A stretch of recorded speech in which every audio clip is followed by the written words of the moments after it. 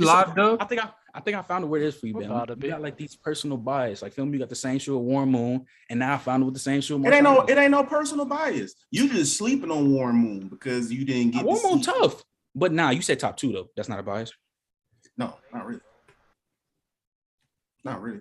He top 5. You all should really check out fluentchill.myshopify.com. I'm just looking at all this merch. It's tight, bro. Where'd Dub go? He's out ordering some stuff. I'm here. We're live. I think Dub's ordering this one. I think Dub's ordering this one. AD right or LT? KD, not a superstar. You said who? No, I'm not ordering. Adrian Peterson or LaDainian I'm really Tomlinson. surprised. I'm really surprised that people bought that. Clears. I mean, I got AP number 2 all time. That's closer. Though, but it's close. I have That's closer. Adrian Peterson is 5 all time. I got AP2. I got AP2. LT3. Clears. I just want to hear Bama's reaction to just even asking a question like that. Me that we're talking about like LaDainian Thompson's some slouch, but Marshawn Lynch is. I'm not saying he no slouch, and if I say Marshawn's better than him, none of them dudes are slouches. Marshawn's not on that tier. Marshawn is not on that tier at all. You're just tripping, bro. He's not on that tier. How is that tripping? Tripping. Like I said, Sean is definitely a top 25 running back. That's not a We debate. lose Ron. We're talking about 2 running backs that won MVP. Control, homie. What? I said we lose Ron and all hell breaks loose. Take control, homie. Oh no, I'm not live. No, we are live. We are live. We're live. Man, that man don't never say nothing. I always say something, and I hate the awkwardness that comes. I like y'all just fighting amongst each other. Besides that, so It starts early. yeah, it's fun. I mean, I enjoyed it. I know you guys enjoyed it. We're not gonna lie here. No, caught us lacking. How you guys doing today? I know. Everybody good?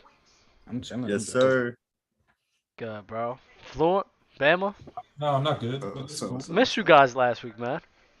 No, you didn't. It was cool, bro. It was cool. It was you're right. I didn't. It was nice and peaceful. We had. Yeah, I saw the clips. It was kind of a weak episode. Nah, it wasn't. Create a website. G baby, and Trent did a phenomenal job in filling in y'all spots. It could have been better. It could have been Bama, but Bama was ducking about that whole running back That shit. shit was nasty. Bama had to be ducking off of that. Bama definitely had to be. I wasn't there to duck off there. I just didn't have time for that nastiness. Mm-hmm. Time out some Arian Foster and fucking. All right, let's get going. Let's do it. Thanks. I'm not gonna lie. Are you guys ready? Nick, what's good with you? Yeah, I appreciate that, Fluent. I really do. Yo, shout out to everybody just tuning in, bro. Appreciate y'all. I think there's 20 viewers in there. Hit the damn like button if y'all gonna be in here, bro. Y'all might as well. It's free. We might implement the J-Rob rules where we just mute everything until we get them likes up. I don't know about it today. Maybe we'll chill it out. What you guys think? You can do whatever. I mean, It's a simple click. It's a simple click. You could just click Takes the 1 thumbs second button. just to like it. So Thanks. I got you. So did anybody else hear about Julio Jones going to the Bucs? Oh yeah. Yeah. What y'all thoughts? I wonder what they're gonna do with it. I mean, because I ain't gonna lie. Barn, like, if he stay healthy, you just gotta see, bro. Like, you still got what's his name, Mike Evans, still got Chris Godwin in the slot, and you got Julio as your Russell Gage ain't no slouch either. Yeah, Russell Gage not a slouch either, but it's like now since you got him too, it's just like, bro, and that's your 4th receiver. Plus, you got a great O-line. Leonard Fournette, even though got, like, they saying that whole takes 260 pounds. He dropped the 245. He dropped the 245 coming. He didn't drop the 245. Yeah, I'm thinking 240 and came in 5 pounds. Yeah, he's still a solid ass running back. Yeah. We still got Brady. So hey, they still gonna even if they didn't pick up Julio, they was gonna meet noise. And now we just have to see, barring injury, what Julio's gonna do. I mean, Julio at the receiver 4 gonna be nice. I mean, whether he rank up or not, but just based off of how much he was utilized last year in the receiver 4 numbers, like I said. But I mean, I feel like him and Tom Brady will be able to do something special. Hopefully, we could see, flashes. I mean, even through them 30 catches, you saw like spurts and flashes of the old Julio Jones. But it's gonna be nice now that you ain't got a bottom 6 quarterback throwing to you. You just gotta get the job done. I'm hopeful, and I'm happy if this dude get a ring because he deserved it, man. Hey, Bama, who bottom 6? Tannehill. Tannehill's bottom 6 quarterback. Tannehill is bad, bro. I don't know why y'all have faith in this Tannehill. No, I don't have him high. I'm just asking. How good though? I mean, he benefited from AJ Brown, a top 12 wide receiver. How good do you think Julio's going to be though? Like, are we going to see like Randy Moss after the Raiders type of no, right? No. It's not that. What are we expecting from Julio? Okay, for how you when what's the name? AB first signed with the Bucs. Like how we saw him, like you saw the little spurts of him, and he's still doing his role and playing as well, like real well. I see the same thing with Julio. So you think it'll be like that, kind of like streaky? Yeah. No, it's just. I think he'll benefit from the playoffs. I think like in the playoffs, he's going to show his value versus the regular season. He's not going to be playing as much. Yeah. He's injury prone. He's a guy that's going to show his value in the playoffs. I think. Injuries. Does it hurt or help Mike Evans' numbers? I don't think it makes much of a difference. Mike Evans is the Mike's going to get his receiver one. That's even not a debate. That's a receiver one. He's younger, got more gas in the tank than Julio. Julio Jones going to have receiver 4 numbers throughout the whole regular season, and then the playoffs is where it's going to be like, dang, bro, it's really Julio Jones on the Bucs right now. So that's where you're going to have 100-yard games, 120-yard games like that at the playoffs. That's where he goes. I can see Julio getting like in the season. Based on everything, maybe he probably get like 600, 700 yards. That's not a knock on him. Just that the offense is loaded as hell. If he wins the Super Bowl, he retiring. I think him and Brady gonna retire on top. Yeah, probably. Brady definitely go retire if they win. Yeah. So like, you think? And then I think. I think. I mean, shit, we gotta see. And the NFC isn't very good, so he could play for like another 5 years if he wanted to. I think he hates his family. I think he plays for 5 years. Even though they lost Gronk, they just signed Kyle Rudolph and they have Cameron Brate, so I don't even think like that's that much of a big loss. If you just look at that receiving core, right? Again, healthy, Rudolph, Brate, Julio, Godwin once he comes back, Evan, like and who they signed? Who else? Russell Gage. Like that, they're stacked. They still have Tyler Johnson. Someone's got to go. Nah, nobody's got to go. Why does anybody have to go? Bro, if there was anybody at time to go, was when they had Gronk, AB, Godwin, and Evans all at the same time, bro. So we've seen that they've done it before, bro. They're not gonna get rid of nobody, bro. There's no reason to. They've already shown that they could excel with that many pieces together. There's no reason to think otherwise. Dub, you're a big Matthew Stafford meat rider. Do you think the Bucs now are ahead of the Rams? I wouldn't say meat rider. I would say a realist. Just acknowledging that somebody was a product of the situation is easier to understand. But what was your question again? I got stuck on that point. Do you think the Bucs have now leapfrogged the Rams in the NFC, like in the preseason pecking order? I think it's still. I still think the Rams are probably like the favorites, but I think the Bucs is still. I think the Bucs is right there with them, though, bro. I mean, that defense with Aaron Donald and Jalen Ramsey, bro. Even though the Bucs defense is good and Bobby Wagner there, bro, it's Bobby Wagner's it's crazy. And then they got Allen Robinson, and bro, Allen Robinson healthy, he is tough, like elite, bro. Great hands, great route running, complete wide receiver, bro. With Cooper Kupp, Higbee there, and then now this year. Matthew Stafford and the Rams going to have something where they didn't have last year because of injuries. With Cam Akers and Darrell Henderson running the ball for him. So this is why it's like, it's still between those two, bro. I still got the Rams as the favorites, but I wouldn't be surprised if the Bucs came out on top. Yeah. I think Odell will be a Ram. He just got to get healthy. The Rams will re-sign Odell. Yeah, they want him. They want him for sure. Mm-hmm. I mean, I can easily see a rematch again in the conference championship. So, like, we just want to see both teams loaded, honestly. Mm-hmm. Nah, I'm thinking about walking back this bet though I have with J-Rob. I was mad as hell about that when I seen Julio. What? I don't want to stand on that shit. Bro, I gotta wear a bonnet if Tom Brady wins a ring again, bro. Oh, I get that bonnet ready. Son, I made that bet thinking that, they wasn't going to have AB or Gronk. You should have said, let's wait and see what the roster looks like, but you didn't. I didn't. I'm mad as hell that I didn't wait, bro. I'm going to be sick as hell, bro. But how about, is there, how does At least everybody... you don't have to eat a jar of mayonnaise. Nah, that's... water. No, that was disgusting. That was disgusting. I couldn't even watch. Hurt my soul. I did tell the chat, though, if they raise up like $2,000, I'll shave my whole entire face. Nah, you're wilding. Yo, if the chat gives us $2,000, I will shave my entire head and face. Me and you? Sure. There you go. 1,000 each. I'm with that. you know, if someone put 2,000 in the chat, I would get a mohawk. Eyebrows too. Eyebrows too. Yeah, you crazy, man. I'm tripping. No way. I'll get player's choice tattoo. Hey, y'all better be careful though that the sugar daddy ain't in here. Who that dude? The real Nick. The real Nick. You better be lucky player's choice sugar daddy in here, because y'all might really have to shave y'all head off, boy. For real. That boy got money, bro. If I'm being 100, if I shave my head and my beard, I'm Greek, man. It's back in 2-3 weeks. Like, it's all good. Let's do it. I'm Puerto Rican, but I'm not gonna be going out to the clubs for that time at all. I'm just at home with wifey and the kids, so who cares? I wear a hat. I'm good. Shit. So I'll wear my hat that I'm getting ready for next week. It's the Bull in the Ring hat. Oh, that's so dope. I like that. That is amazing, actually. Let me see that again. Let's see that again. Yeah, that was fire. Quick plug. That's so dope. That's dope. That's sick. Dope That's sick. That's tough. So does anybody here? Has anybody else's favorites changed from the NFC, knowing that Julio Jones is on the Bucs? No. I've always had the Bucs, so yeah. I already had Bucs as the number one favorites of that division. I had Bucs. Winning the Super Bowl. Hold on. Can I ask a different question?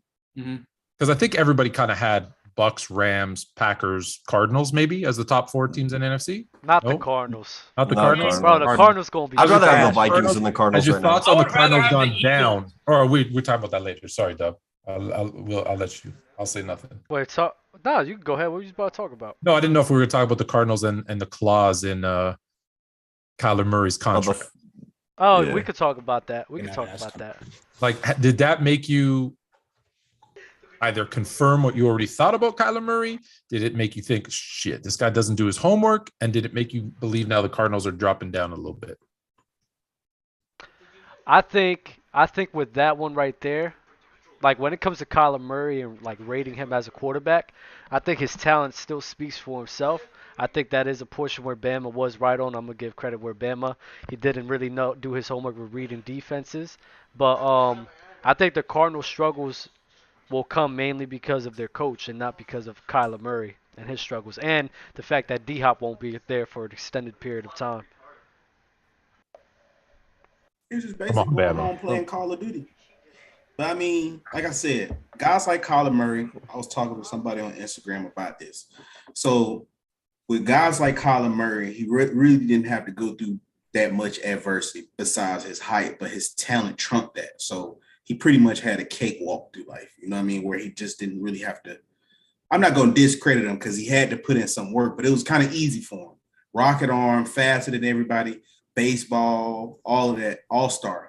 Mr. Football from Texas. Come on, it don't get no better than Kyler Murray career going through. Wins the Heisman, 50 touchdowns. He looked unreal in college too. He ain't even so school. He's arguably the greatest Texas quarterback of all time. Yeah. Facts. He really didn't have too much pushback for his, throughout his career. One thing with the NFL, that talent gonna only get you so far and catch up because the pool is way smaller. So you got better guys. Another dude just as freakishly. Another dude was probably Mr. Florida somewhere else or Mr. Alabama. So you can't just really sit there and ride on how good you was because a lot of them boys won Heisman's in college too. So it catches up real quick. So now you got to focus on them intangibles. And people are right. That was one reason I put Dak over Kyler Murray is because the intangibles. Yeah, Kyler might be more gifted than Dak Prescott, but is he willing to do the things Dak Prescott's willing to do, which is get better from a standpoint, knowing where everybody's supposed to be, knowing how to get these guys ready, knowing how to, hey, man, let's go. Hey, we in this, constantly doing things like that. So, until he's able to develop that, these are the things that the Cardinals is making sure they do because he's an investment. Let's just be honest. That $250, what was it, $150 million guarantee? That's an investment. So of course, I want to make sure that my investment is going to pay off in the back end. So I don't blame him. What the hell do you got to win this year, right?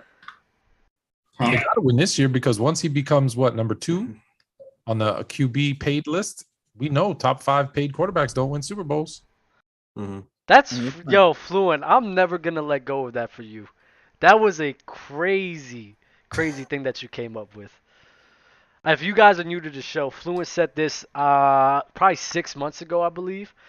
He said that when you look down history and really dial down and pay attention, that there's not been a quarterback who was a top 5 paid quarterback to win the Super Bowl. I think maybe 1 or 2 people done it in NFL history. And that's actually a pretty good gauge to pay attention to. Because now all these quarterbacks all of them getting paid. Look, don't blame them. Yeah, get your money, but just understand what that means, right? There's a reason Tom Brady, he might not have been able to get it from Belichick, but there's a reason he always kind of didn't take as much as he could. He could have asked for way more money, but he didn't. He understood that, you see guys like Russell Wilson, once they get paid, different team. And again, you just go down the list. It's just when your cap hit is that high, you can't afford. Kyler Murray's, what is he, 25% of their payroll or 40% of their pay? It's insane how much he's going to cost them. How do you build a roster now when there's so much parity in the league? It's almost impossible. Who was that? That was me. Okay. We had a surprise guest. We actually do. I just gotta set something up for him real quick. Trent, what's your thoughts on that? I'm not gonna lie though, Fluent. The Cardinals are really gonna be bad too. Their defense they lost Chandler Jones too. I forgot about that. You talking about the contract? Or are you talking about the Cardinals as a whole? Cardinals contract. What's your thoughts about Kyler Murray? Nick too. I want to hear from you. The contract. Him getting all that money is just the new market. So I'm not gonna really think that he's overpaid or whatever. But so you think he's deserving of being the second highest paid quarterback in the league? If you're a franchise quarterback, yeah, you can say Shouldn't you be the second best quarterback in the league? Is he anywhere near that? No. We all got him borderline top 10. No, most of us don't have him in the top 10. But no, obviously, but bro, it's the market though. Everybody's gonna get your new money. And you're the franchise QB, you're gonna get the extension. At some point, you're gonna you're not gonna be the best, but if you're the franchise quarterback, you're gonna get paid like you're the top tier quarterback. Who else? You gotta pay him, or he gonna leave, or he might sit out. So you gotta pay them. You gotta pay, bro. But what is crazy is that was he was required to study 4 hours minimum. Bro, that 4 hours. 4 hours Can I minimum say per something week. about that? I haven't seen that shit in a minute. I ain't gonna lie. I haven't seen somebody like that in the contract. That's just wild to me. The fact that you have to tell your quarterback that doesn't scare you guys? Yeah. Not really. Was it Jamarcus? Jamarcus got the fake disc. He got the fake tape. Bro, that really scares me. And I'm a huge Kyler guy. I hope he does. I hope he wins the Super Bowl one day. I hope all that. But that is concerning. That you can't play video games and you got to study film. That's concerning if you're an NFL quarterback. What the hell are you doing caring about video games over the game film for? You got to want to do that. Yeah. You shouldn't be told to go in a contract for 4 hours. I get why the Cardinals did it, because honestly they don't have much other options. That in their history they got Josh Rosen. They moved off of him. They had a terrible couple years, and then they had Carson Palmer for a little bit in the back half. I think honestly they could have traded him potentially maybe in a year or something. I don't know. It's a tough place to be a Cardinal right now. They don't got any kind of defense. I think Budda Baker's a little overrated in his position, but he's the only star on that defense. Damn. I don't think he is good of a coverage player as people try to make it. I think he's good. And Isaiah Simmons has been a disappointment too. Okay, so let me ask you a question. Because you brought up Josh Rosen. This is for everybody. And Bama, this is for you too, because you played the game. You know this. If you get burnt by a guy like Josh Rosen, who, if you go back and look, I know a guy who used to do a report on UCLA, and they were he was the last one in to practice and the first one to leave. So you knew that he wasn't a, gym rat, as we call it in the basketball world. I love doing what I do. He wasn't that guy. You get burnt by him. Then you got a guy like Kyler Murray where you feel you have to you got 4 hours of game study every week. Do you take that chance again? Or maybe why don't they try and, I know you say you got to pay him, but really, do you? Yes, you do. Do you? Yeah, because the Cardinals will go all the way back to number 1 pick. They're going to go literally. Especially with the coach that's on the hot seat, they're going to make desperate moves. Matt Rule made a desperate move to get Baker Mayfield. Not saying it was a bad move. I'm saying it was. They're feeling the pressure. They want to save their jobs. They're going to keep the quarterback that has kept them in contention. So this is basically what it boiled down to. Talent-wise, Kyler Murray ranks possibly like top 5 talent, regardless. Yeah. So if I'm a GM and I'm looking off of that, these dudes are they look for talent. That's what it is about coach. You got to find the talent first. All that other stuff, the film is the intangibles. It's so important because a lot of other positions necessarily don't have to watch film like that. You can even look, Asante Samuel even broke it down. Like them guys can watch film a couple hours, but not your quarterback. Your quarterback has a very big quarterback is more cerebral. So the only way to strengthen your mind is through the film. So we going to get used to seeing certain coverages, where to go, where to get my guys to go in these certain situations. That's why Brady and all them boys are so good. They didn't already seen these defenses so much. It's just like, oh, I already studied this. It's time to go up. I go right here instantly instead of always guessing, because at the end of the day, them coaches and stuff, man, they are getting paid, but they getting paid to make it's a business where they almost just like managers almost. Like you basically supposed to run this yourself. It ain't no babysitting. And like I said, it was just for them to implement that mean Kyler Murray was just going to the crib, throwing that tablet on the couch and playing Call of Duty all day. Like they logged that stuff. Like when I played college, I know that was like 7 years ago, but they had hours logged of when you was watching. They see how many replays you did. They see all of that stuff right there. Show them right there. Like, oh, okay, this dude is really watching film. These dudes over here is just bullshitting, jacking off, watching a movie. Like, and that's what I know. It's even more detailed in the NFL. So it's like it's just helping them boys. They're helping him because both ways. They want to see this relationship because with the contracts in the NFL, it ain't nothing for them to get rid of you and another team pick up their contract.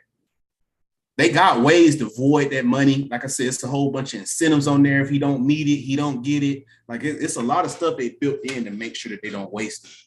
With the Cardinals, though, like I think it's interesting because we talked about like for the past couple of years how they collapsed in the second half of the season, and specifically with the playoff game, we put a lot of. I think that's their coach. Yeah, go look at his track record. Mm-hmm. We talked about Cliff Kingsbury, and it's deservingly so. But now when this stuff gets leaked out, you start to look at it, and obviously majority blame is on Cliff. But you start to think, I mean, throughout NFL seasons, defenses adjust. They get used to certain ways. Maybe Kyler's just doing a certain way each season and doesn't adjust because he's not checking film. He's not trying to improve throughout the season. And when you go look at that playoff game against the Rams, everybody looked unprepared all the way to Kyler. He was not ready for the coverages and the blitzes that they were going to send at him. I don't know any quarterback that was going to be ready for Aaron Donald and Von Miller, but at the same time, he didn't seem ready at all. And then this gets put out in the offseason. It could go hand in hand, though. I think Kyler wasn't ready, and I'm sure Cliff just didn't give him a good assignment or homework or whatever. But it goes both ways. I'm not saying it's all on Kyler. It's not all on Cliff. I used to think it was all on Cliff, but now a little bit of the blame is being put on Kyler. So who would you guys rather have? A top 5 talent who you have to force to study, or a top 15 talent? We'll call it a middle of the road guy that like just is a beast, is always looking at film, always studying, always trying to get better. So basically you're saying Kyler Murray or Mac Jones? Yo, Bama, that was a great comparison that you said, because that's exactly Mac what Jones I thought. Top 15 talent? No, come on. Top 15 QB? I think he's a top 15 QB. Top 15, top 20. He's around that round. He's around top 15, that round. 20 talent, top 50. Let's be honest. Who's like a 15? Who's a 15 who studies hard? Mac Jones, Jimmy G. Or maybe Kirk Cousins or something like that. Maybe Matt Ryan.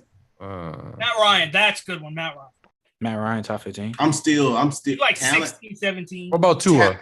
Talent wise. Hey, Tua. No, we're not. Okay, speaking of AFC East, we should get into that. Yeah. If we're gonna start this, we gotta start it right. Hey, prayers up to John Mechie though. Prayers up to John Mechie. For real. Hey, so we got a super chat here from Darnell Preston at Bama. Is it $2,000? It's $2. Should I get the Clippers? It's $2. So we need a little more than that. A little more. But Saban does it again with Caleb Downs. Yep. Talk dirty. Look, Teagan over there sick. You like about to throw up again. It don't stop. Look at the last recruiting class. Look at the last recruiting class and talk to me. And then look at the scoreboard. And then talk to me. Then look at the scoreboard. Damn. Was Bama top 3? Y'all got cooked by Zach Calzada. Y'all got cooked by Zach Calzada. Huh? Who cares about Bama right now? Obviously, the super chat dude. That's true. That's true. We'll keep going. Hold up. Yeah, we gotta put you on. You gotta put you on mute real quick, Trent. I'm sorry about that. But anyways, see, Ron don't do this. When he's the host, he doesn't use the mute button at all. Yeah, you gotta use it. That's why I like being the host, because I like using it, even though I like being a little extra with it. But you gotta use the mute button when it's necessary. Just to let you guys know, college football is coming to Player's Choice. Yes, sir. College second week of August, guys. The nastiness begins. Oh, the nat. So we got our man's Bama, Teagan. Nick is gonna be a part of it. They're gonna be holding it down. Y'all know how I feel about college. I was gonna ask you, why don't you like college, Dub? I just never. You never got into it. I never got into it. Even when I was young, all my friends used to tell me about it too, but it was nothing that sparked my interest, honestly. What are the big colleges by you that are good for football? I mean, Temple. There's nothing. There's no big colleges around here to sit here and just I can't wait. Yeah, check that out. Teagan puts up that helmet, and all I can think of is going to the bank and pulling out some money. Johnny baby, that man carried them. Ain't got nothing. But no, I didn't even mean that. I meant because it says ATM.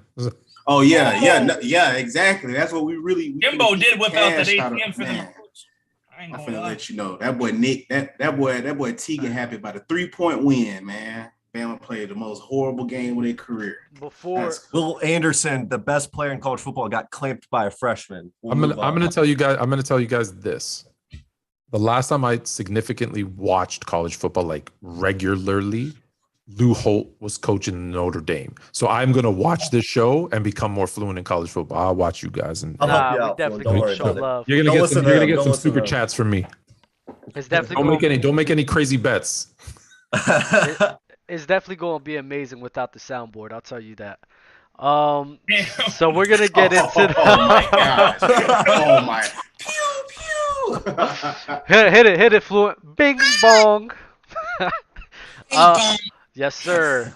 All right, so we're gonna get into this AFC little rankings that we do.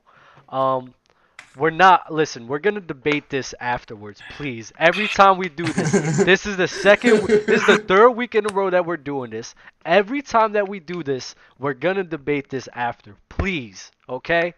This is for the TikTok. Okay. All right. We'll debate it after, but we got 2 Tua jerseys just for the record. Look at Ted spitting right now. All right, so we got the order is gonna be. Guys is not spitting. The order is gonna be. This is the AFC team rankings. We're picking each individual slot and coming up with which team is gonna be at which one. Okay. So AFC East teams, team unit rankings, sleeper team. We're gonna go with Fluent, Teagan, Trent, Nick, Bama. So first topic, sleeper teams. Who you got? I don't know that you can call them a sleeper if you've been watching this show, but based on what the ESPNs and other people of the world, it's the Miami Dolphins. It's on me, right? Teagan.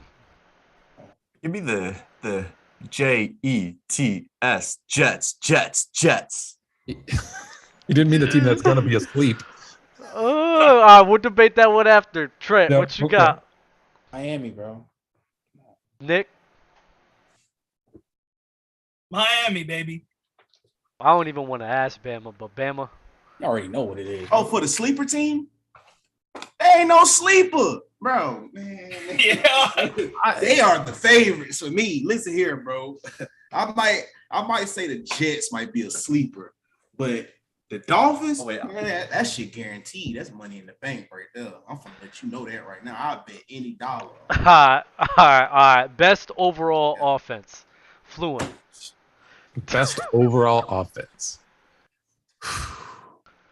Listen, I really actually do want to say Miami because please, they're so fast. But sorry, okay, I'll say the Bills. Good pick, Tegan. Bills, and it's a wash. Trent. Do it, Trent. It's crazy. I want to say Miami too, but nah, I ain't gonna lie. Yeah, we'll debate it. Yeah. Repeat that. Bills. Nick. Miami Dolphins. Confidently. You saw what happened when 17 in Buffalo got Stephon Diggs. Now my boy Tua got Mr. Tyreek Hill. We gonna see what happens now. Bama. 305, take it to the house. They got that 5, take it to the house. Take it to the house. Take it to the house. Trick Daddy Dollars, boy. Them boys down there in 305, man. They got the best. Not ridiculous. That's not ridiculous to say that. Best overall defense. Fluent. Damn. God. Who? Yeah. The Buffalo Bills. Tegan. Buffalo Bills. Trent.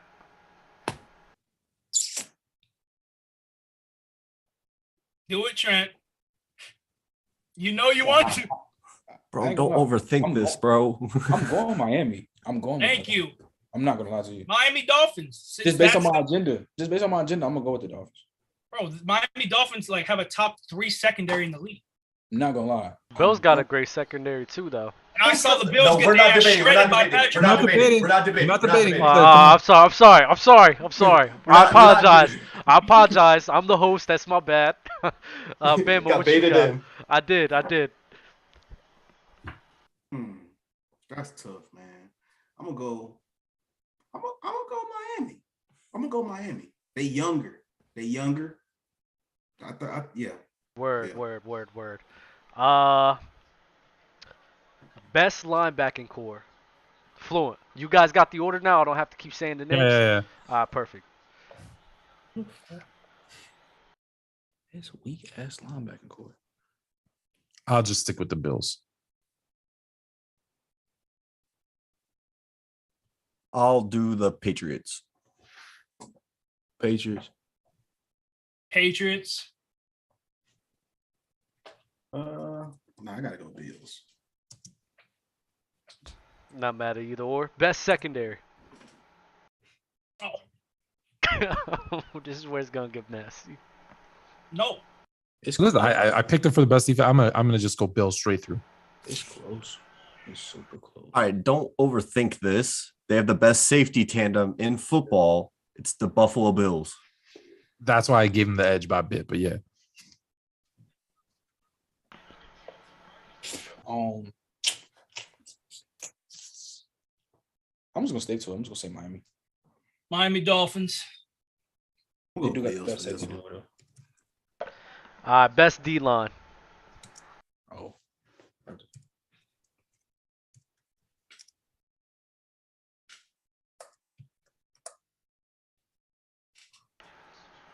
Fluent. I know. Miami. I'm gonna do Bills, but low key, I want to shout out the Jets because they got a really young defensive line that I like.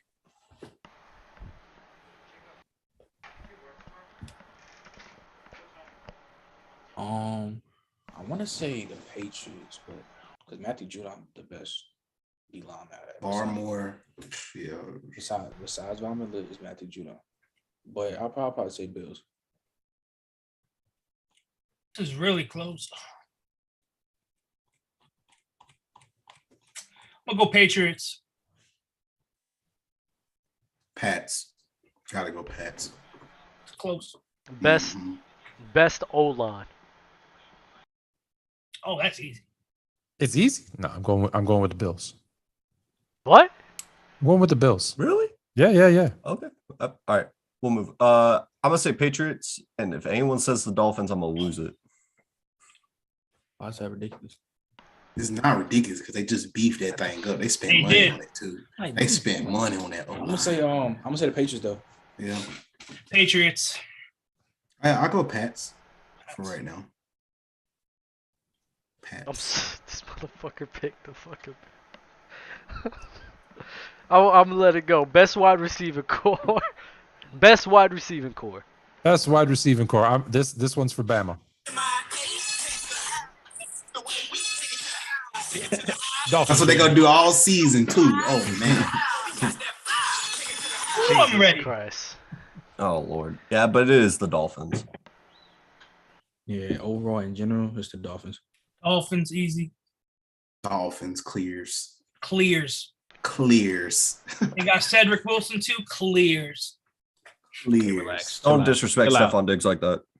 We'll move. Tyreek Hill, Jalen Waddle. We'll move. Best. You guys go and debate this. Don't worry. Best run game. Oh, that's gonna be Miami. Huh? Mostert and Edmonds. That's Miami, baby. Hey, yo. I'm gonna say I'm high on Miami. I'm gonna start showing my love here. There we go, Fluid. I think Miami could be good, but I'm gonna go with the Patriots because I love Damian Harris. Mm-hmm. Ramondre Stevenson. Yeah. I'll say Patriots. Pats. Best coach. Fluid. I got so many. I got a lot of gripes. I got a lot of gripes with your picks, but the best coaching staff.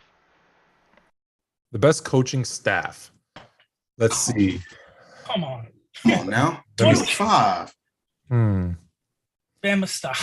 What? 305. Stop, Bama. Stop. Let him answer. I'm struggling between the Patriots and the Dolphins because you guys don't realize how much Josh McDaniels leaving is going to change the dynamic. But what about Doug McDermott? Just because of Bill Belichick, I'll say the Patriots, but it's closer than you think. That's the only thing they need. Bill is tripping, y'all. Y'all are giving Bill Belichick too much credit, boy. Yeah, I think you'd be surprised this year. Man, that boy had Tom. I'm gonna underline this one more time. I'm gonna say this for everybody. Okay, Asante We're debating it later. But all right, Asante Samuel right now. Best coaching staff right now on July 27th, 2022. It's the Buffalo Bills. What? Oh damn! They lost Dayball. Yeah, and Doug McDermott is the best head coach there right now. Trent. Patriots. Bill Belichick. I'm not just finna go off one coach. I'm going off the whole staff, man. I'm going to Miami Dolphins all the way. They got Wes Welker down there coaching receivers with Jalen Waddle and Tyreek. Bro, this is insane, bro. Oh my goodness. That was the last topic. Thank God. Question, Bama, real quick, insane, Bama. Bro. Hey, Bama, hold on, real quick, Bama. What do you have the Dolphins finishing? Like first in that division. First in that division. Hey, I got the Dolphins first too. Hold on. How many games are they winning? They went 4-2 last year in that conference. Just saying. I'm just saying. How many? No. Saying. Is it 8? How many they winning? How many games they winning next year? Yeah. 11, 12, easy. I was saying 11. I have the Dolphins finishing second. I'm not gonna. I'm gonna have to see it to believe it with the team. Of course, I'm gonna have the Bills finish. But I believe it. But my leg twitching, bro. Like this is me personally. This is me. Like I see Tua. Like we talk about the arm, whatever, and I'm not high on Tua. But like with that offense, I cannot see him not throwing for more than 4. Like he has to throw for 4K more. Oh, easy. Like, you got too much speed. He will easily, bro. That's crazy from a bottom 5 quarterback. That's crazy. Bottom 5. Crazy. Bottom 5. Wait. I never. Wait. So bottom 5. Wait. I need to hear. Bottom 5 is crazy. Two was a bottom 5 quarterback, Tegan. Hey, he got Daniel. I've been saying this for episode after episode after episode. Y'all said Daniel Jones is better than Tua? No, he said no. He has Daniel Jones at 30. Y'all gonna lose y'all credibility. This channel gonna lose its credibility. No, dead ass. Man, we lost that shit already. Tegan, so after the LT shit, no. After the LT shit, no. We're not doing that. Let's not slide up we lost it already, so screw it. It is what it is. Just let it fly. Tell me why is it that Tua is the bottom 3 quarterback? Okay, all right. Hold on 1 second. I've been waiting for this moment All right. For Tua, when I watch him, I like to go rewatch film from time to time. I pay that money to go watch the coach's film. The man under pressure, and from the statistics I've seen, he doesn't get to his second read easily. When he gets to his first read, that's 9 times out of 10, that's what he's throwing. And his coaching staff never really trusted him. His mechanics get really rough under that offensive line. And it sucks because the offensive line is garbage. And Teron Armstead should help that. Connor Williams, too. Yeah, bro. Don't tell him nothing. Come on, no, this is I know. Tua's should be improved. But when I see the base, his mechanics get really rough under pressure. It gets really rough. He's not as accurate as you want him to be, and his decision making is very poor. I'm about to get really nasty. Guess what? I haven't even mentioned his arm strength. I have not even mentioned his arm strength. Hey, Tegan, I got a question for you. His arm strength not bad. And also, Tom Brady struggles under pressure too. That's why he lost 2 Super Bowls. Hey, Bama, hold on. Give me a second. Hold on. Yo, so Tegan, you said Tua bottom 5, right? Right? Yeah. Where is Zach Wilson? Do not say he's better than Tua. I'm not saying he's better. I was about to walk out. I will say, I was prepared for that question because I got it in my notes right here. I was ready to talk about Zach Wilson. That man threw more interceptions than touchdowns. Okay, I'm not saying he's better. The only time that I would ever pick Zach Wilson over Tua is if it was a draft and I was starting a franchise. But hell no. I would take Zach Wilson. Zach Wilson has way more potential than Tua will. So I'm glad you're not. I'm glad you're not my damn GM. Wait, hold on. Forget. Just stop me when I say a quarterback that Tua is worse than. How about we do that? Tua is. Can we do that? Okay, Drew Lock. Tua's better. Yeah, Tua's better. Hold on. Davis Mills. Tua's better. Daniel Jones. Zach Wilson. Justin Fields. Stop it. Carson Wentz. I would take Justin Fields over Tua. I'm not gonna lie. I'm not gonna lie. Ryan Tannehill. I would take Ryan Tannehill 10 times out of 10 over Tua.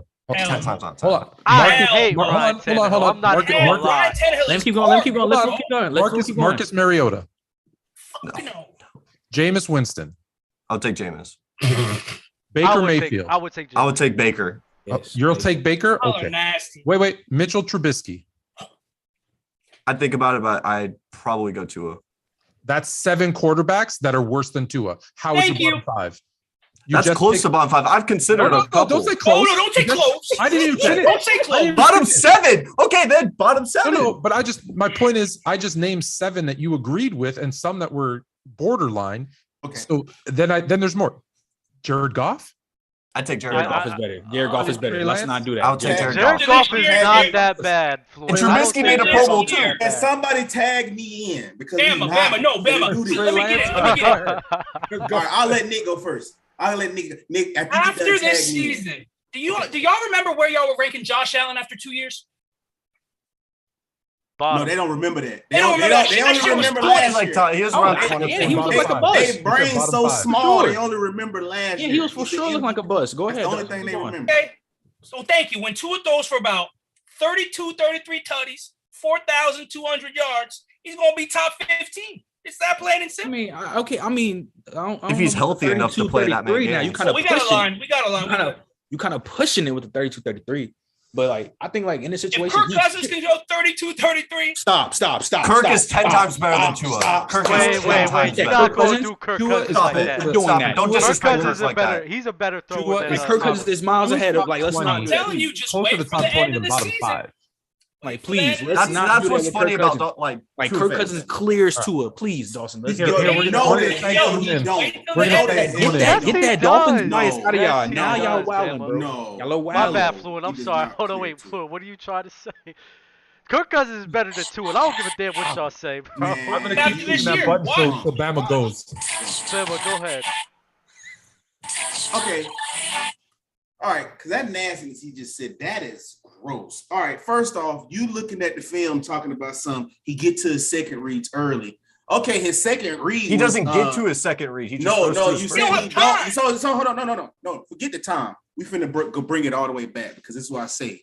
People don't watch. They don't know what the hell they looking at. Thank you. All right, so out of the first read, when he had Devontae Parker, who was there part-time, the second read was who? Jakeem Grant and Ryan Hollins. You tell me, can you throw to those guys? You think those guys breaking open on a consistent basis to look and do all of this shit, all that pretty shit that Herbert and all them boys who got all them top 10 receivers over there can do? You think you can do that with Jakeem Grant? Is Jakeem Grant a top 15 receiver?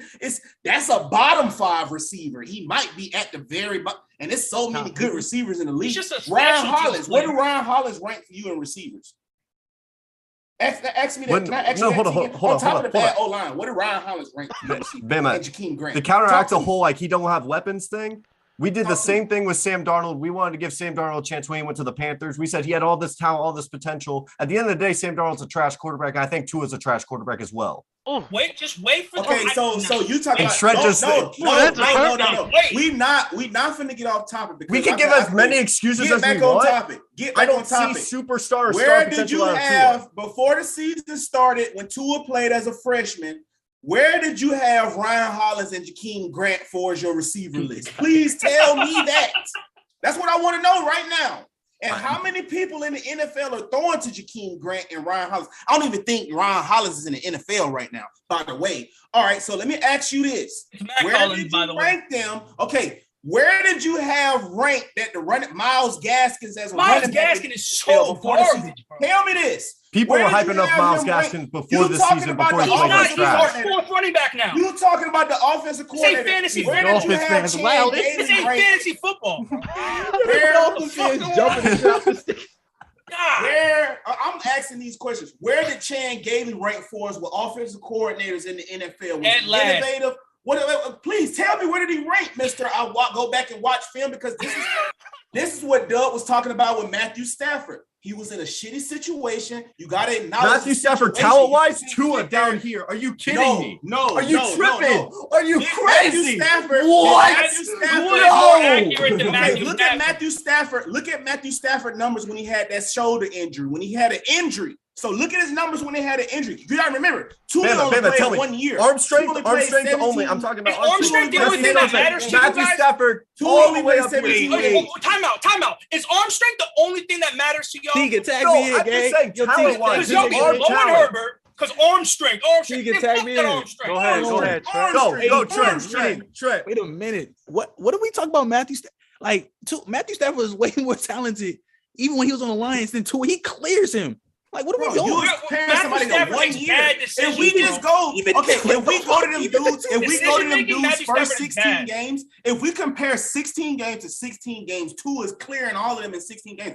Y'all are comparing what they are at the end of their career throughout the 10 years body of work. Even in the beginning, when Stafford first started. No, if you compare the 16 game stats, dude, Tua is clearing them. He was clearing them through 16 games. Bro, he has a 2-to-1 touchdown ratio. He has over 3,000 and some yards. You're not just finna say that's mid, bro. And he's won at least 9 ball games. Fucking Johnson. He's even before he got Calvin. Games. What are we doing? He's 9 and 8. Before he got Calvin was on the team before he got there. Nah, don't do that. Guys, hold on. Just to be clear, in Stafford's first 13 games, I don't have his 16 games, but in his first 13 games, he threw for 2,700 yards, 19 touchdowns, and 21 interceptions. Thank you. Please don't say Stafford started up the gate. No, it's not that I started off the gate. But that's what you said. You said out the gate. No, out the gate, you did try to I'm talking about when you talking about watching them play as a quarterback, you see he has a better arm talent than. Yeah, they both play bad. It's the same shit with fucking Justin Fields. It's the same. Hold on, it's the same shit with Justin Fields right now. Look at his shit right now. His shit look ass, but we see the talent in his QB. Him as a QB. Who has more arm talent, Peyton Manning or Tom Brady?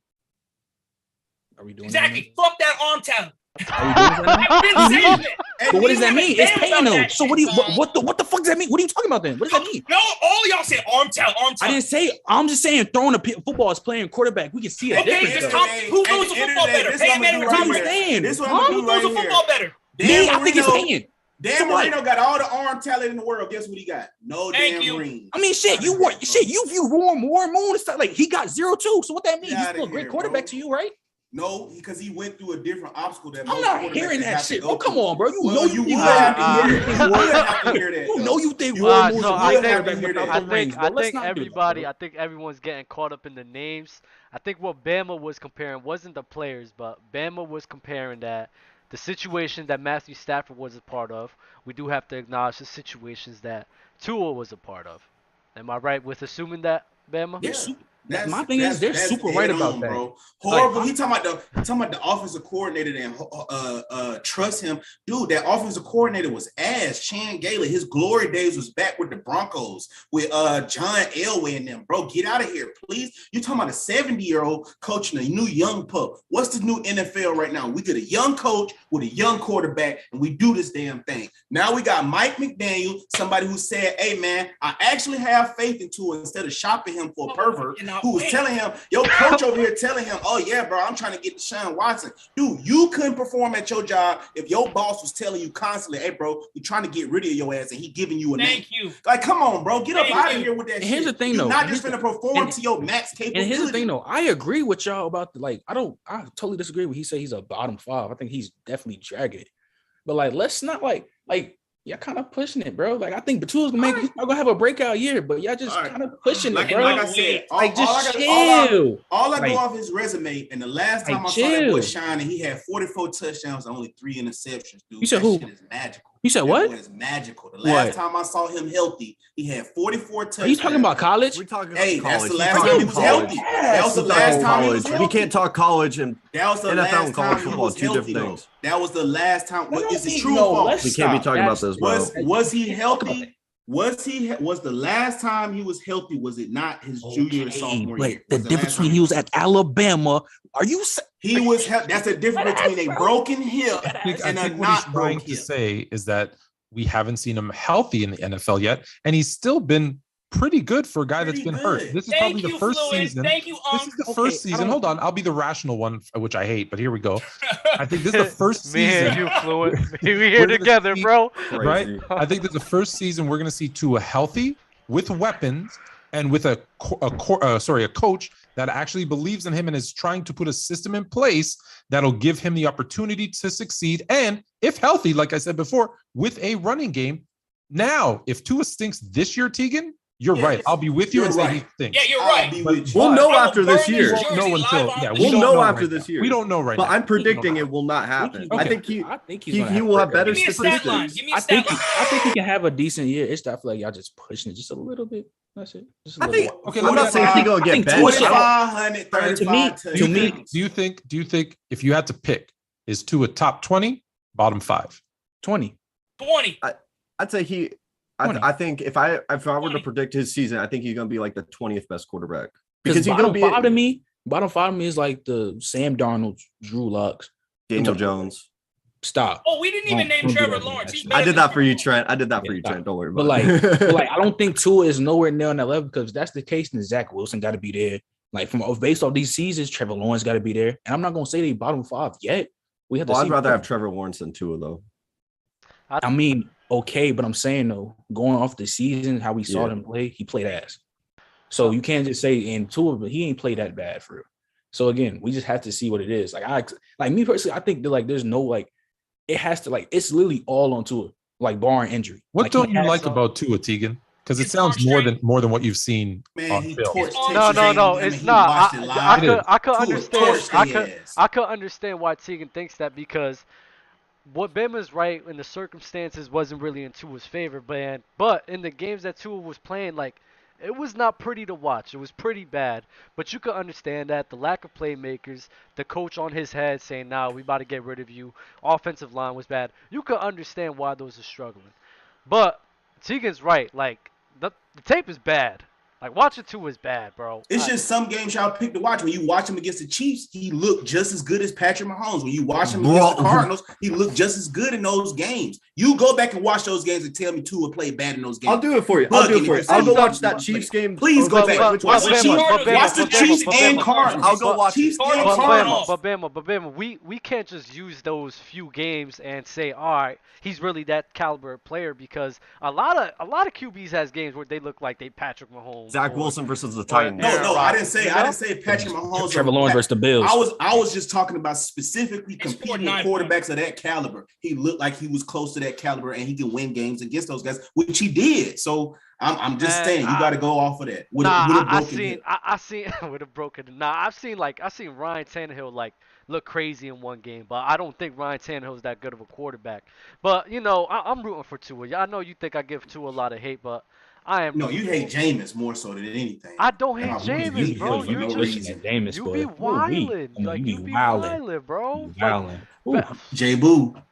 Shit, ain't no top 10. Fuck. I can't your love for players sometimes eclipses the takes that you have for them. Marshawn Lynch. It's crazy, Emma.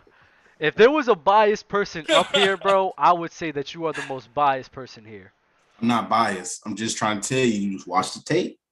ESPN didn't tell him this. Yeah, that's what I say. I don't. He thought of this nastiness in his head. I don't really watch ESPN at all, bro, because they just dares to persuade you to think one type of way. The only thing they accurate on is those contracts. That's it. Besides that, it'd be a bunch of people like Tegan up there looking for hot takes and ready to say hot take shit and paint narratives. Like, bro, where does this even come from? And then when you go interview players and when you watch players, that's why I say watch that I'm Athlete podcast and watch Pivot. And when y'all talk to these players, you get a whole different perspective. And they're behind the scenes. I would rather listen to somebody that's behind the scenes experiencing it than somebody that's there. They got a narrative to push. They got somebody that got a steering wheel and they back to saying, hey, you better say this. This is what we're going to spit out. And no one telling me to say this. I just think it's going to happen. This is how I feel about Tua now. I think he's going to have a little bit better of a season because obviously he's got way better of a situation. But I don't think you said, I remember one podcast, you said top 10. Opinion. You said top 10 and not. No, Tua is going to be up for the MVP top 3. Not top 2. We're gonna move from that. And my point has been proven. I do want to know. There was a lot of guys up here saying that Bill Belichick, the Patriots didn't have the best coaching staff. I need you guys to elaborate on that. I think they're talking about as a whole, and people. You got to don't know his offensive or defensive coordinator. There's people actually think man, you don't need to fucking know. It's Bill Belichick. Bill Belichick, not people don't think Bill Belichick is as great as he is, bro. You gotta realize he had Tom Brady. He had Tom Brady. Even what Asante Samuel said on Iron Athlete. Tell him, Trent. I mean, I don't personally agree with everything. He ain't lying at a certain point. Bro, he really just said you put these pieces together. Oh, you think it's really the coaching? Nah, it's 12. He really said the whole time. You can do all of that crazy stuff he doing. Put Troy Brown at safety. You can do all that crazy stuff when you got Tom Brady. You can do all the wild. You can put Rob Gronkowski at safety. But here's the thing I disagree on. This is why I don't I get annoyed with the Brady shit sometimes because I feel like he got the LeBron effect at basketball. They really people really think he make water to wine. So he actually is better than LeBron. He make water to wine more than LeBron. And he wins more than he loses. And because if you look at it, one of them seasons where he did win the Super Bowl, I think it was with Chris Hogan and them, the defense was like Band-Aids. Brady had to go pull off surgery at the end of the games and help them boys win. They was winning 35 to 28 and all that. And I think that was when Asante Samuel was out there. So I did go back and look at that, and he does have a point. Every year the defense just wasn't washing. It was years where it was really Brady and using mid receivers out there. I'm gonna be real, honestly. I don't remember a Super Bowl where they won the top defense in the league, top 3. I don't. Wait, the Patriots defense winning Super Bowls when they wasn't top 3? Falcons. I'm saying I don't remember a few of them. It's 3 of them. Falcons is easy. Yeah. What 3 of them? I don't think the Falcons was the top. I mean, when they won against the Falcons in 2016, top 3. Sure. They were top 5 for sure. I'd have to look. I think even when they won against the Rams, the defense wasn't top 3. They just had a crazy showing against the Rams. And then the year after, the defense was going crazy. I know that. You could go check that. I don't think they were top 3. I'm checking right now. 2016, they had the number 1 defense in the league. That's when the year they won the Falcons. Yeah, and then what's the year they played the Rams? 2018. Yeah, something like that. So I look at this defense. Roster because I for sure think they had a top defense that year. Statistics. Only one that had Rams. It was 6. So right outside the top 5. Was top 3 though? No. Was the top 3 though? I don't want to get into that debate. I just want to say I think Asante Samuel's right in maybe the offensive side of things. He could just put all that responsibility on Brady. But I'm sorry, bro. There's nothing that Brady was doing in order for that defense to make it what they were today. That was all Bill Belichick, bro. I feel like some of those defenses. I feel like the first three. I feel like the first three you could have gave more credit to Belichick, and then like after on, you could have gave more credit to Brady. I agree. Yeah. Like because I feel like Brady didn't get elite till 07, even though they lost to. He got elite to like 05. Yeah. So, 05 he was elite. 05 he was like the second leading passer. One against the Eagles. Yeah. I mean, I like what Asante Samuel said, but I just think it's kind of disrespectful towards Bill Belichick because it's basically saying like, listen, Bill Belichick, you had nothing to do with this. It was all Brady, and you shouldn't even get as much credit as you deserve. When we sit here and seen times where there was guys where Brady was hurt, and the team was still being able to perform at a high level without him. Well, Matt Hasselbeck stepped in, right? That was his name? I forget. Talking about with Matt Castle? Matt Castle. They got knocked out. They got knocked out. It was like 10-5 though. I mean, like they went 10-5. No, they didn't make the playoffs. They didn't make the playoffs. The Dolphins made the playoffs. They was 10-5. They was 10-5. Damn, they was 10-5 and missed the playoffs. 10-5, yeah. No, 10-6. Dolphins went 11-5. Listen, I think they tied that one year. I think they tied a game that year. But listen, being 10-6 with Matt Castle as QB, that's not bad at all, bro. Like that's not bad. Matt Castle really wasn't bad, and that system they have, bro, is very simple. It was 11-5. They have an install quick game, but at the end of the day, when it's time to really win them games where you need to, because it's critical points throughout the games where it's just hard to explain, bro. It could be any time in the first quarter, second quarter, third quarter. It's like a certain critical play that you got to make. Those guys aren't able to make those plays how Tom Brady able to make them. You're right. I get you 100%. We should be fair though. That year specifically, they went 11-5, and they won like them last 4 games. So I mean, like, but this is a way of showing that Bill Belichick does deserve the credit that he deserves, as well as Tom Brady deserves. Because you're right with Bama. There's certain times where no quarterback's gonna replicate the things that Brady could do in key situations and key moments. You're right about that. But shit, Bill Belichick does a phenomenal job in putting his players in chances and positions to succeed. And another point I just want to hit before we get up off this subject, the reason why you can say it might not be Bill Belichick, because a lot of his assistants go elsewhere and that don't work. That Belichick system don't work at all. I think the only one who's good he does a good job of picking coordinators, but they're not meant to be head coaches. The only one that's good at head coach is the Titans. That's the only one. Oh, but he a player though. Mike Vrabel.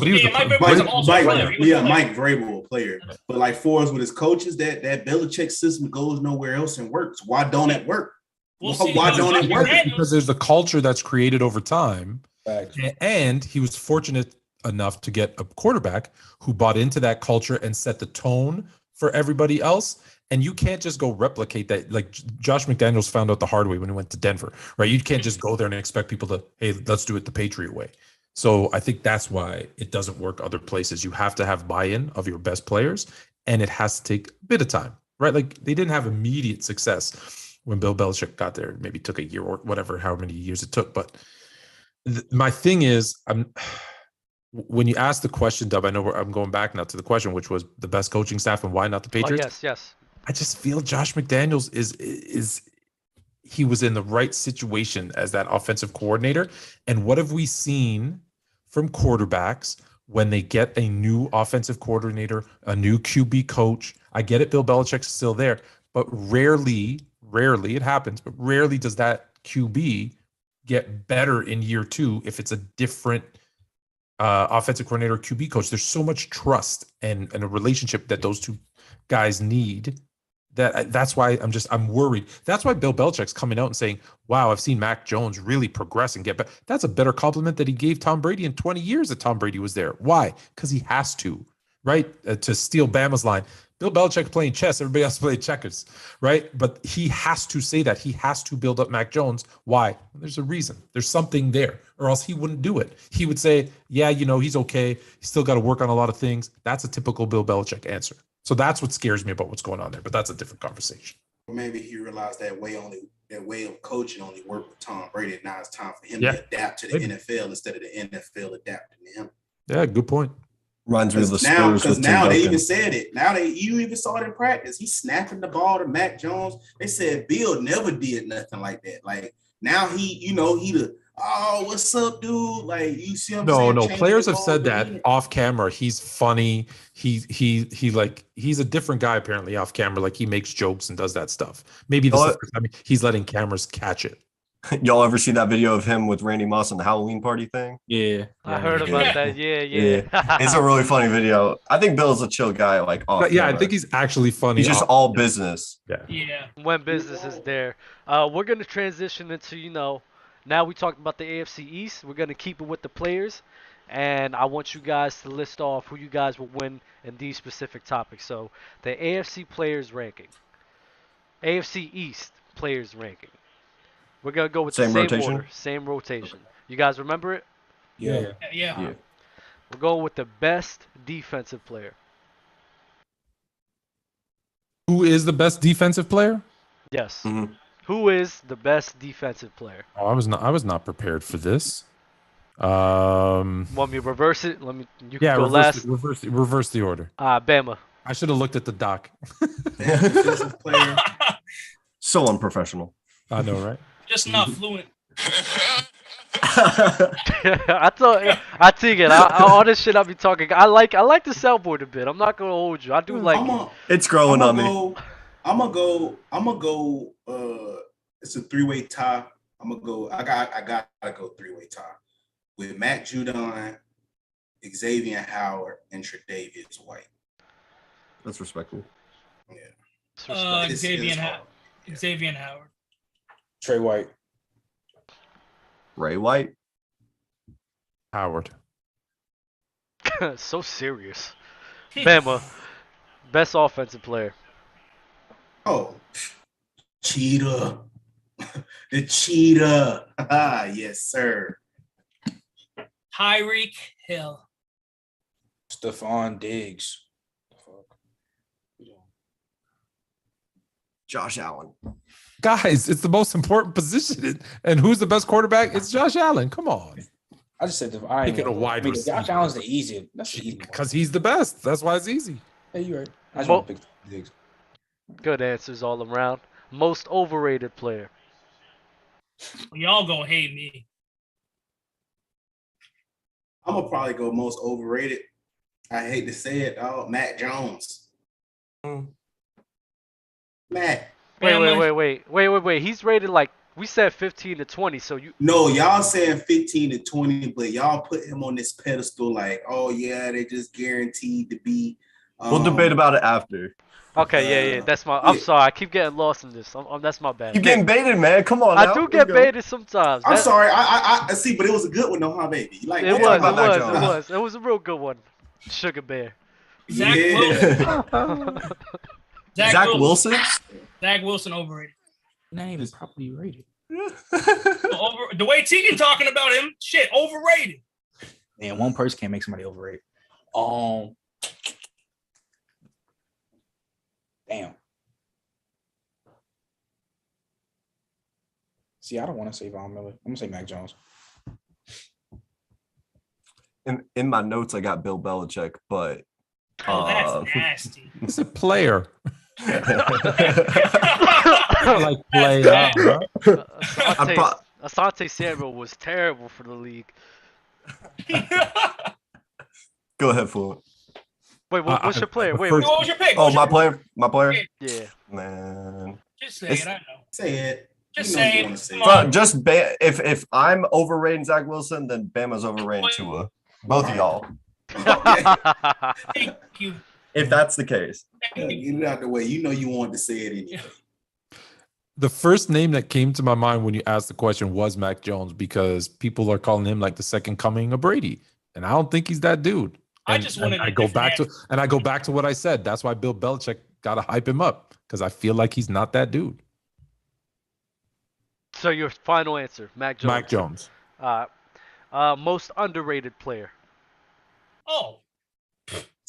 Tua T, man. Tua Tagovailoa. I would say Tua. I would say Tua and Jalen Waddle both underrated. Another wrong. I mean, Jalen. I don't think Jalen Waddle's underrated though. I feel like he's properly sleeping on him. No, you know who people are sleeping on? Raheem Mostert, bro. Oh, he just got. Gotta stay healthy. You gotta stay healthy. You're acting like that man's not one of the fastest. No, nobody. I don't think anyone's underrating him. What they're saying is he's really talented. He's got good speed, but he's always hurt. Oh my, That's true. Yours Raheem. I don't think they're underrating him. They're just calling out his you win, Dawson. Health issues. Oh, Javon Holland. Damn. Trent, I'm an idiot. Trent. Damn, I'm yeah, it's Javon Holland. It's Javon Holland. They got it right, John Holland. Yeah, I'm tripping. Oh wait, who's Bama? I mean, Fluent. You said Javon. Who? Javon. I'm sorry. Breakout player of the year. No. That's the easiest answer. Go ahead, Bama. You got it. Woo! I'm shaking right now. You know who it is. It's easy to say that, but I ain't gonna do it. Breakout player of the year, I'm gonna say it's gonna be between Quinnen Williams, bro, and what's my boy? I can't think of his name right now.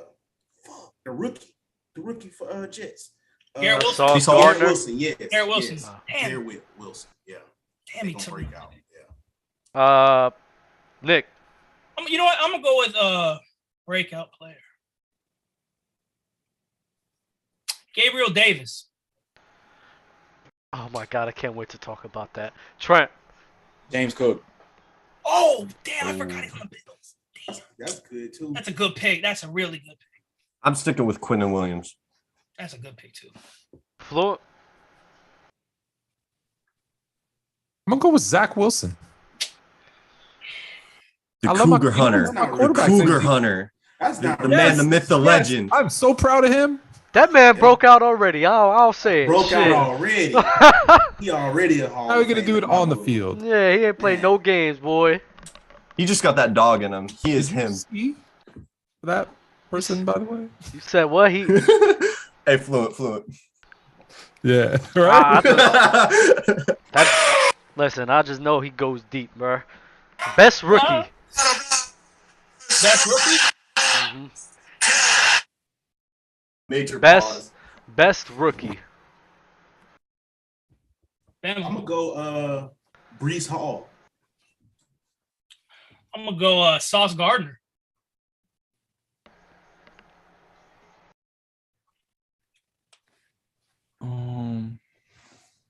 Garrett Wilson.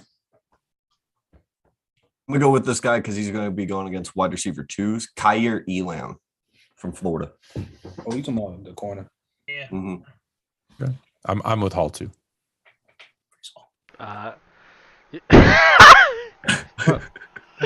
Yo, dead jangling. Yo. Should I be in the chat? Yo, I see Zach. Where your mama at? And I read that in Bama's voice Zach. the whole time. Yes, sir. Where your fucking mama at, bro? I'm like, because when people just be on the internet just being disrespectful, bro, put your mama on the mic, bro. Yeah. Put your mama on the mic. Yo, I'm debating on putting that on TikTok. I'm not sure though. I have it all. I have it clipped up and everything. You have to. That was. Yeah.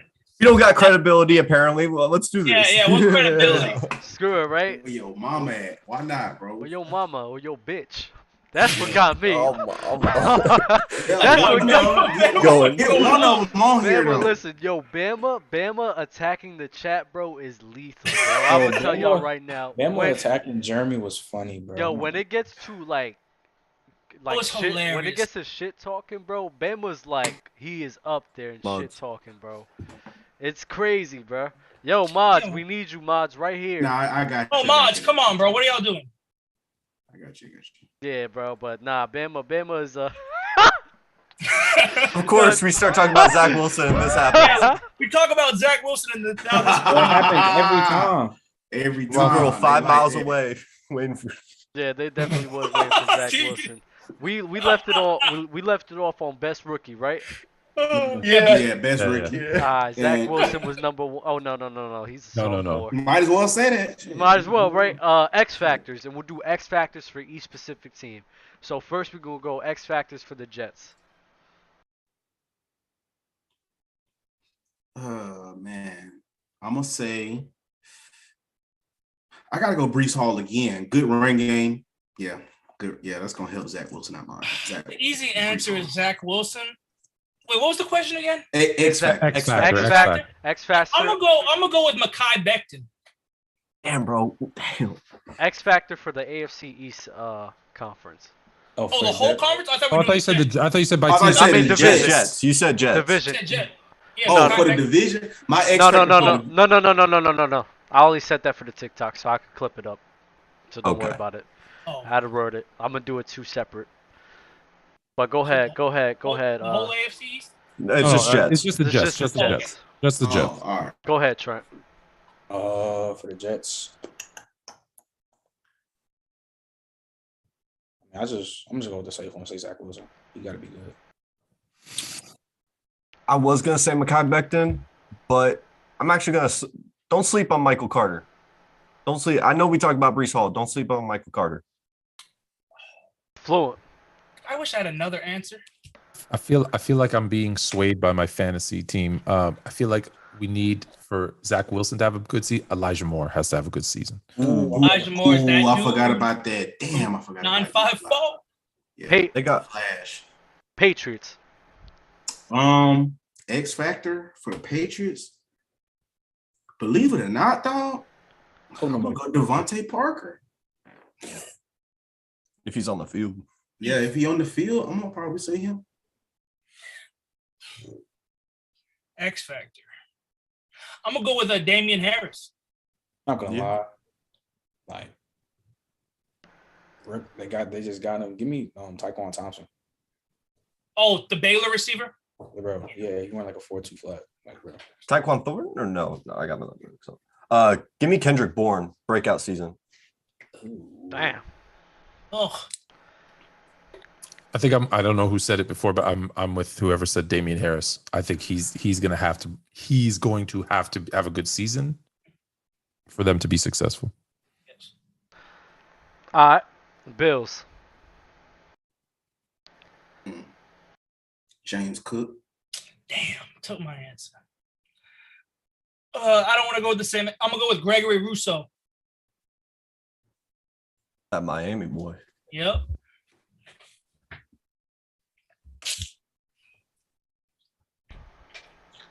Let me think. That's tough, dog. Can I just say what's the name? The Bills secondary?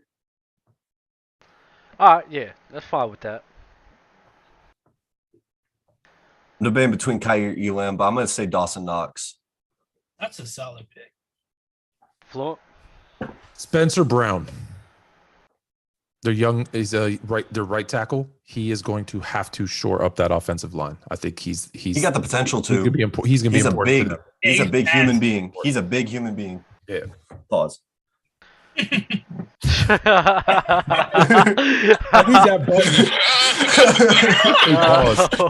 That Kawhi laugh is just Dolphins. All right. So we got we got the Dolphins. I'm gonna go Jalen Waddle. Myles Gaskin.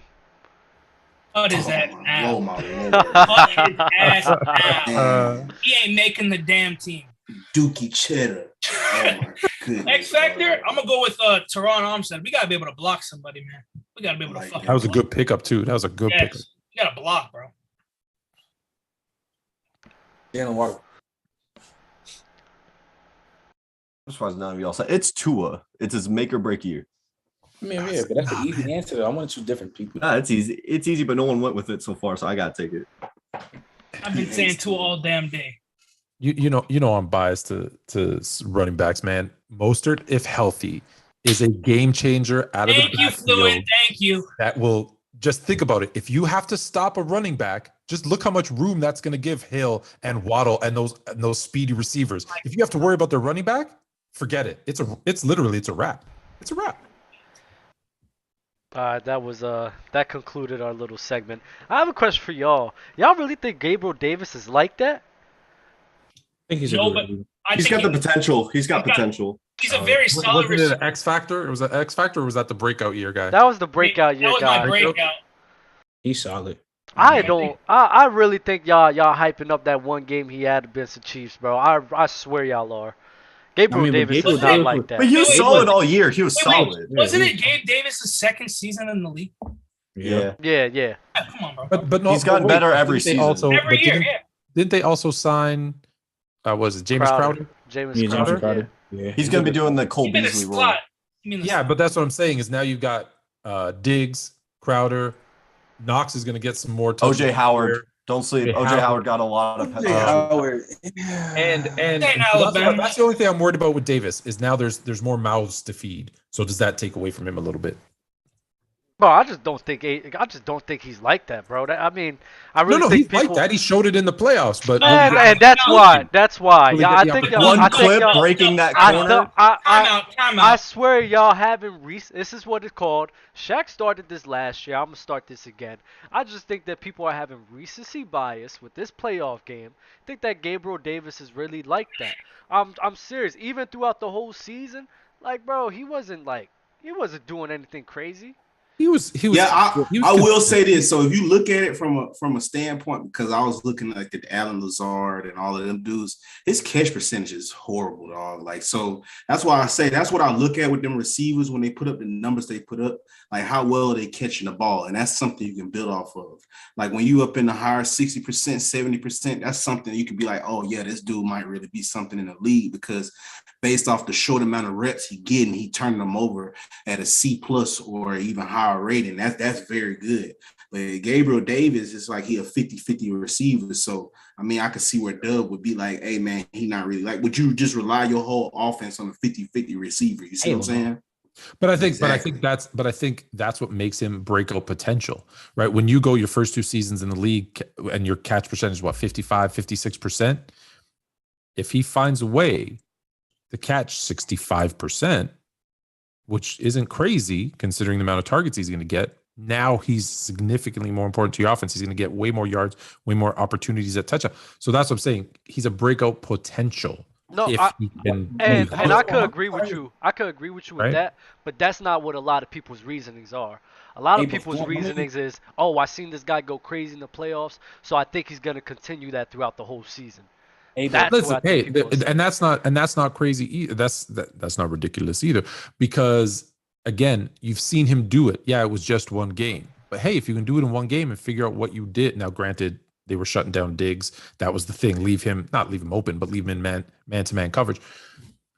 So he can do it, right? He can do it. And it was like people acting like the Chiefs' defense is good. Like, come on now, Chiefs' defense ain't good. Like, they were so focused on Stephon Diggs. They were bragging. They ain't got no secondary. They got a good on Diggs, but bro, their second CB. What was his name again? Sarisian. Who was guarding him? Sorensen was a safety, but I know what you're saying. Safety. Who? Jadavius Ward. Yeah, like there was nobody. I thought Ward was one. No, this is L'Jarius Sneed one. L'Jarius Sneed. Sneed's a dog in Madden, by the way. So y'all allowing this crazy game that he had on a weak ass Chiefs secondary to jar y'all opinions. No. All I'm saying, hey, y'all hype up receivers that normally break out. It's like Diggs, for instance. He was at 75, 67, 68. So you can see like, oh shit, that's why he broke out. Like when he get a small amount of reps, he's still turning them over at 75%, 67%. So to really think that it's a 50-50 chance that he might really do it. Like it's like something that's really hard to predict right there. That's real hard to predict, to think that he can possibly do it. And for you to think that Josh Allen gonna have faith to keep throwing it to him, especially if he only converting at a 50-50 rate, like that's gonna be insane too. Because that's what it's going to. But hold on. But did that game that Dub is talking about, right? Did that game give him and Josh Allen confidence to say, hey, he can do it. I can trust him. I can throw to him. And does that change their kind of that's the thing? It could happen. I think. I don't know. It depends on what the Bills are going to want to do this with a new offensive coordinator. I think they're going to run the ball a lot more with Devin Singletary and James Cook. So he may. That's not going to last long. Do they still have Zach Moss? Yeah, but he Ciabatta. I like my Florida boys. That's all. That's all. Listen, my South Florida boys. I told you guys before. I'm tell y'all guys again. The Bills is going to struggle this year, bro. Oh, we're not doing this. Don't do that. That's not ridiculous. That's not ridiculous to say that. It's really not. It's not ridiculous to say Y'all that. are overthinking this, bro. Bro, I think y'all are overthinking schedule. this. Yes, they have a tough schedule. So does everybody else in the AFC East. Bro, a tough schedule. Bro, You talk about their line. Their line is not good, bro. Like, that shit is weak as hell, bro. I'm hitting the over. They face What's their over-under? If you said you're hitting the over, I gotta know. Yeah, what's the over? We talking about wins, right? Yeah. It depends on when I saw their line because it's changed. So let me Google that real quick. Y'all keep talking. What is it, like 13? I'm just saying. That's a lot, bro. I'm just saying, you're changing your offensive coordinator, which I think it's 11 and a half. It's 11 and a half? Oh, I saw that. I saw it at 11, but But Dub, you don't think they got 10 or 11. But Dub, you don't think their team got better? I think their defense did get better with them revamping their front seven. I thought that was a big weakness in their team last year. They were the number 1 ranked defense last year. What was the and Tre'Davious White? Bro. We're not gonna sit here. They were the number 1 ranked. Wait, no. That's not what we're gonna do. We're not gonna act as if just because you're the number 1 ranked defense that you're have no weaknesses. What were we doing with the Tom Brady talking about the ranked defenses in the Super Bowl? That was Trent. That was Trent bringing that up. I was just asking. Yeah, you brought up. Let's be clear on the defense thing, though. Let's be clear. It's not your defensive ranking doesn't actually matter as much as your defensive scoring. So the Patriots, like you said, their last 3 times I think they were 2nd ranked defense, 12th, and then 6th. So they're all over the place. But if you look at every winner of the Super Bowl, with one exception, the Giants, I think 10 years ago, the Giants 10 years ago. They were the number 1 scoring defense last year, by the way. Just other than them, it's always the top 10 scoring defense. That's actually what you should look at, because other than an exception every 10 years, it's always a top 10 scoring defense. So that's what the Bills need, not necessarily the best defensive rated team. Bills have the best. You can do the schedule thing, okay, cool, but so does everybody else in the AFC. But the thing about the schedule thing is it's based on, is it hard because based on the team last year? Yeah, it's based on last record, right? They say, they got 10 playoff teams. Yeah, but are those teams still as good? Well, this stuff. Injuries, if someone gets hurt, like it's a whole new. For sure. The Chiefs are scary. Not if Patrick Mahomes goes down. The way you're right, but the way I look at it, I look at the Bills last year, and the Bills last year, they had a great playoff and everything, but they finished 11-7, correct? 11-6. 11-6. They did show a little of an inconsistency. Oh my bad. They went 12-5, I believe. 12-5. Mm-hmm. Oh no, 11-6. They won a playoff game. My bad. 11-6. 11-6. We're sticking with that. 11-6, right? Cool. So they went 11-6. They showed a little bit of inconsistencies to me watching them. Like I told with Teague, their front seven was bad. Like, it was really bad. When Mac Jones winning games with only 28 yards, that shit's bad, bro. That shit's really bad. Playoff game, bro. In the playoff game, the Patriots win with normal weather. But in normal weather, yes. But in that playoff game, they started racking up the scoreboard, which started making the Patriots not be a running team, but more of a passing team, and they started running it Why did they start scoring more? Because what? Bro, they get the ball every time they touch the ball. They kept getting they get the ball. They sit here. They score. Then Patriots get a drive. They get a stop. They get one stop. Bills score again. Now after you're down 14-0, you know what you're gonna do? You're gonna start passing the ball. So now they get more spots. If you're down, you say, you talking about the Patriots or you talking about the Bills? Yes, the Patriots are down 14-0. They're going to start passing the ball more, which feeds into their game plan. That's why they couldn't even take advantage of a run game, bro. We're not going to do that. And they just got stopped and got their ass whooped. But hey, no, they had to be more of a passing team because they was getting the score ran up on them. Yeah, they was getting their ass whooped, though. Okay then. But I'm just saying, when we look at the and Bills, they're a young front seven too. They did. So they could get a lot. No, that's why I'm saying. Like, we're going to get back to the point. point is, yes, they revamped their front seven this year, which is the main thing I think they really revamped, but their offense is just about the same. Maybe Crowder helps them out a little bit, but they did lose Emmanuel Sanders too. So the offense is going to be the same. The defense is a little bit better. Last year, even on a weak-ass schedule, because that schedule was weak as hell, they only finished 11-6. I'm just sitting here looking at a tougher schedule. Bro, the Bills is like, I really think that. The more you talk, the more I start thinking they were 11-6. They had 194 point differential and like way better than any other team, and still only won 11 games. So maybe, maybe. I really think they're gonna. A bunch of garbage teams. Maybe, but they're gonna listen. Let's be honest. They're gonna play some garbage teams this year too. Yeah, but their back half of their schedule. Their back half of the schedule. If they can make it through the first half, if they can make it, that's exactly what I was gonna say. If they can make it through the first half. They could have a Rams-like season. They're going to struggle in the beginning. A lot of people early into the last year were not giving the Rams a Super Bowl contender. They were saying, oh, they could be a wild card team. Back half schedule, they get on a win streak. They start getting some momentum. That's how I feel like the Bills are going to be this year. Wait, that was the Rams or the Chiefs? The Rams started 3-0. No, I think the Chiefs did that too, but that was their own making. The Rams started 3-0. I'm saying midpoint through the season. So we go on transition. Does anybody have anything else? What was that word? I don't even know. Does anybody have anything else to say about the AFC East teams and where they think things is headed? Yeah, beat the man! You gotta beat the man! That's the only thing I have to say. Still has to go through Buffalo. You stupid. Odds. Respect. Yeah, I'm doing it now. Shit, dumb. So we're gonna get into our next topic. Seahawks running back Chris Carson is retired. Hold on. We got some interesting stuff in the chat. Should I click on one of these? There's a super chat? What happened? Yeah. Damn. Wait, we didn't even do like standings. What are our predictions for the AFC East? We got to do. We could do that. Prediction for the AFC standings. We could do that. Because I need to hear some of these. All right. Fluent, you want to go first? Sure. I think the Bills are going to win the division barely, with the same 11-6 record.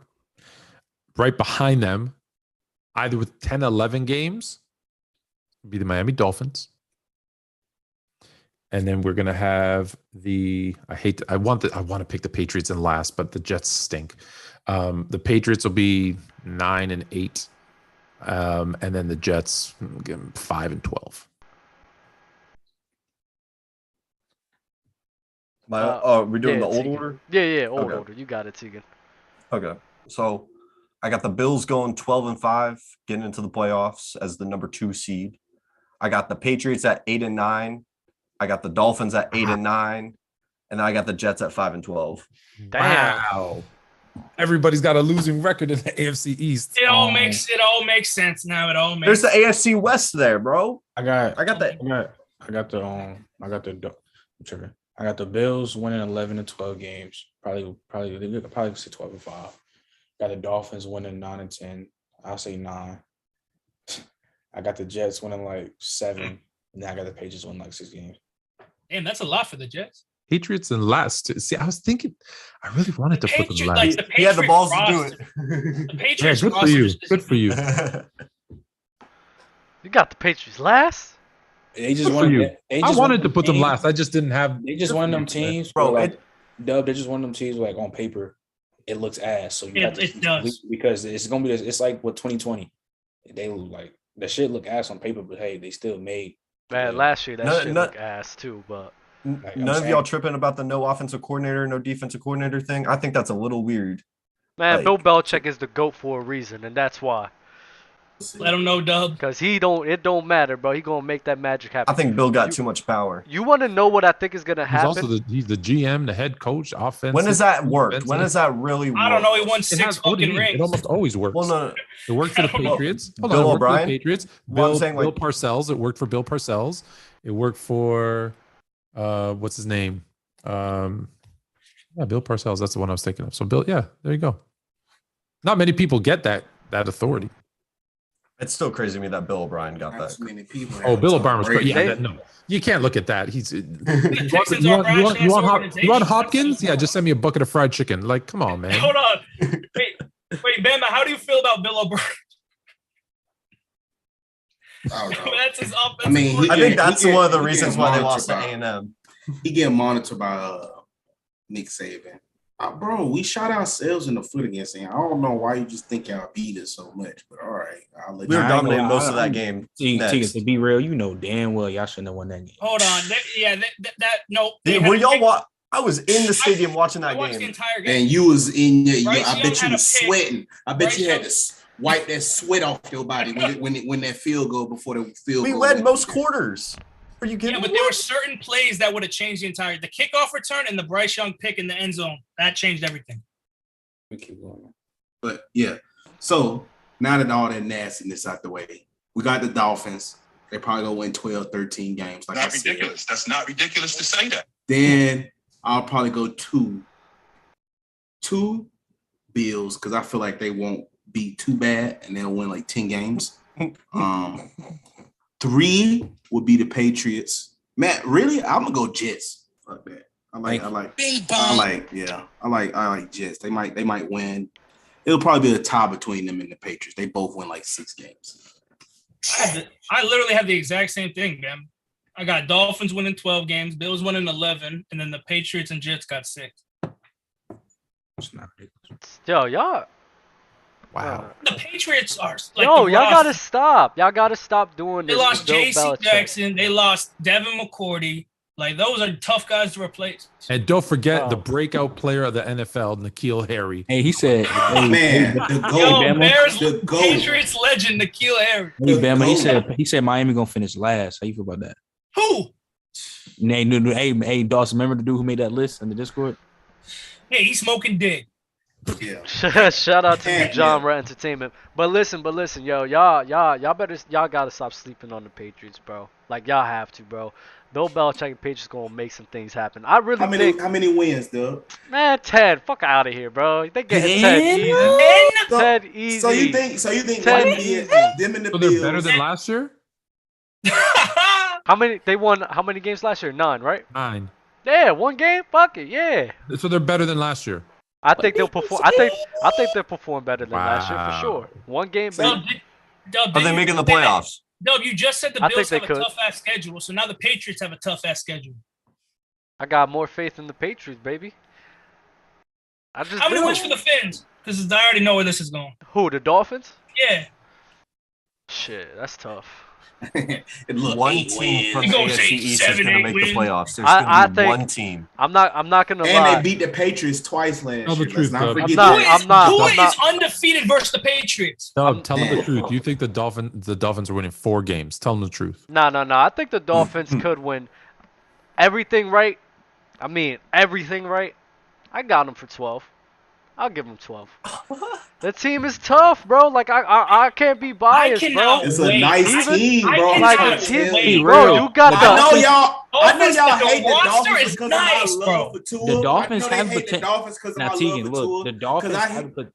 the Dolphins had the potential to win this 12 games. It literally falls on to it. That's it. Does. Exactly. It does. I see Ben in the chat being nasty, shaking his head. I'm like, he don't like to use his brain. I see. So if you just take out my love for Tua and look at the team, just subtract Tua. If you like Trent said, if it's on Tua, fine. Okay, let's take Tua up out of that and assess the team, dog. Bro, the offense. You're saying if they had a top 15 quarterback, they'd be great. Yeah, the offensive line. Bro, hold up, wait. The offensive line just got revamped. The running back committee with Raheem Mostert.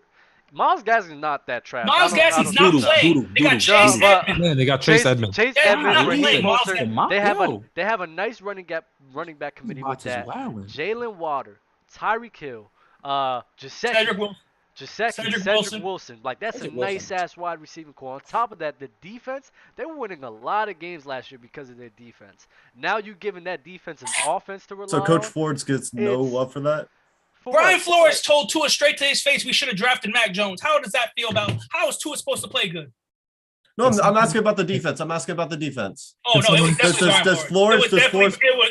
And I don't – like, y'all, all this hate y'all give for Tua, bro, I don't think Tua's the type of quarterback that just be losing games. Like, he don't just be going out there losing games.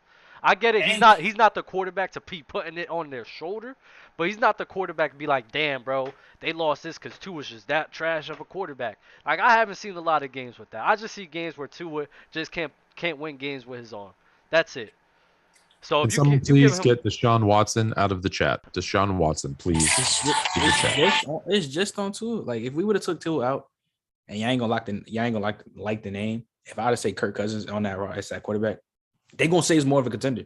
Like it is what it is. So that's what I said. If they had what people Kirk Cousins top 15, top 15 quarterback on the Dolphins, people would be. You will probably need somebody a little better than that, though. Okay, if you put Matthew Stafford, Stafford in Miami, people would be calling them a Super Bowl contender. But he's top 10 though. I feel like No, but that's what I'm saying. But that's what I think. What Nick and Bama are saying is that we're not giving them any love because it's not a name like Stafford that would, like I said, if Stafford's on that roster, we're saying it's a young quarterback and it's basically essentially his second year right now. Bam, I got a question for you. So I saw you on the TikTok saying you argue that Jared Goff is not as bad as you think.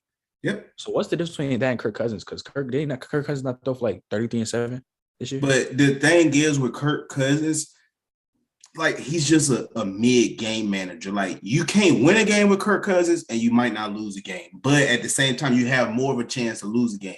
Versus when you saw once you start to develop Jared Goff and put a little bit more on his plate and start to let him call the offense, which they did, they started to win more games when they just let Jared Goff. The Rams was at the point was like, hey, bro, we might not even win no games. And they just gave Jared Goff the realms of the offense. Even with Amon-Ra St. Brown, bro, look what he did with him. And he still, I feel like that was the Lions wasn't that bad of a team. They was losing by a small margin, and Jared Goff was the quarterback. I would say y'all are sleeping on DeAndre Swift, man. I would say Kirk Cousins. Cool. I would say Kirk Cousins isn't as good as people say he is, and Jared Goff isn't as bad as people say he is. Yeah, I think that's where personally, because I have Kirk Cousins around like what 11 to 13. He's not that far off. Ooh, like I don't think that's borderline. 11 is high, Trent. No. I'm saying I think like 11. You're not gonna like what I'm about to say right now. You're not gonna like it. Especially Bama because he loved them Cowboys, but Kirk Cousins in that same convo with Dak Prescott. I don't care what y'all say. He's not. I think so. I agree. In that convo, bro. I don't know. You don't like it. Whatever, cool. But after the top 10 or whatever, literally, it's like Dak, Derek Carr, or like you got Kirk Kyler Cousins. in the top 10, Trent. I got him right at 10. Okay. And if I count Deshaun, he's not in top 10. He's like 11. Okay. So like, where's Derek Carr? Just so I want to ask. Like he's like again 11 through 13. Like I feel like so check me out. Kyler Murray, Derek Carr, Dak Prescott. Mm-hmm. Kirk Cousins. Drop off Kirk Cousins. Really? Kirk. Yeah. I'm not a Kirk guy. He became overhated. So you like Kirk Cousins more than Matt Ryan? Yeah. I'm not gonna lie. Yes. Yeah, I'm sick of the Matt Ryan shit. At this point in Matt Ryan's career, I'm taking Kirk Cousins. Sadly, I would have to take 15 Matt Ryan. for me. Matt Ryan's 15. I mean, not Matt Ryan. I would have to take Kirk Cousins. You look at his stats statistically for these past 4 years, it looks like you're around the 11-13 range as a quarterback, bro. Like real shit. Like, Bam, I got a question. Jameis Winston or Kirk Cousins? Yeah, I was just about to say. Give me Kirk Cousins. Give me Jameis Winston. Give me Kirk Cousins, bro. Winston. Yes. Give me Kirk. You mean Jameis Winston? I think I'll be the rational one. Jameis Winston has the higher ceiling and the lower floor. I would even say though, right in the middle. I would even say, keep it real though, in that type of offense, I even take Butter Mayfield over Kirk Cousins. In that type of offense. No, you can't do that. Now you tripping. I love Baker Mayfield, so I'm not going to say anything. Baker Mayfield will make. Baker Mayfield had 2 torn, bro. He was injured as hell. Bro. Baker Mayfield had to play because the Browns had Super Bowl aspirations, bro. He's not going to. Baker Mayfield's not the type of guy to just sit on the bench. Fluent. What did your boy say now? I'm just trying to say, it made sense. It made sense. No, it didn't make sense. Political. It didn't make sense. It did make sense because to go from a spread offense to running 2-3 tight ends I mean, that is a big difference, bro. So I'll tell you. Is Kirk Cousins in the same tier as Jimmy G for logic against me? I don't like Kirk that. Cousins is better than Jimmy G. I think so too. I'm just asking Bama. I want to see what.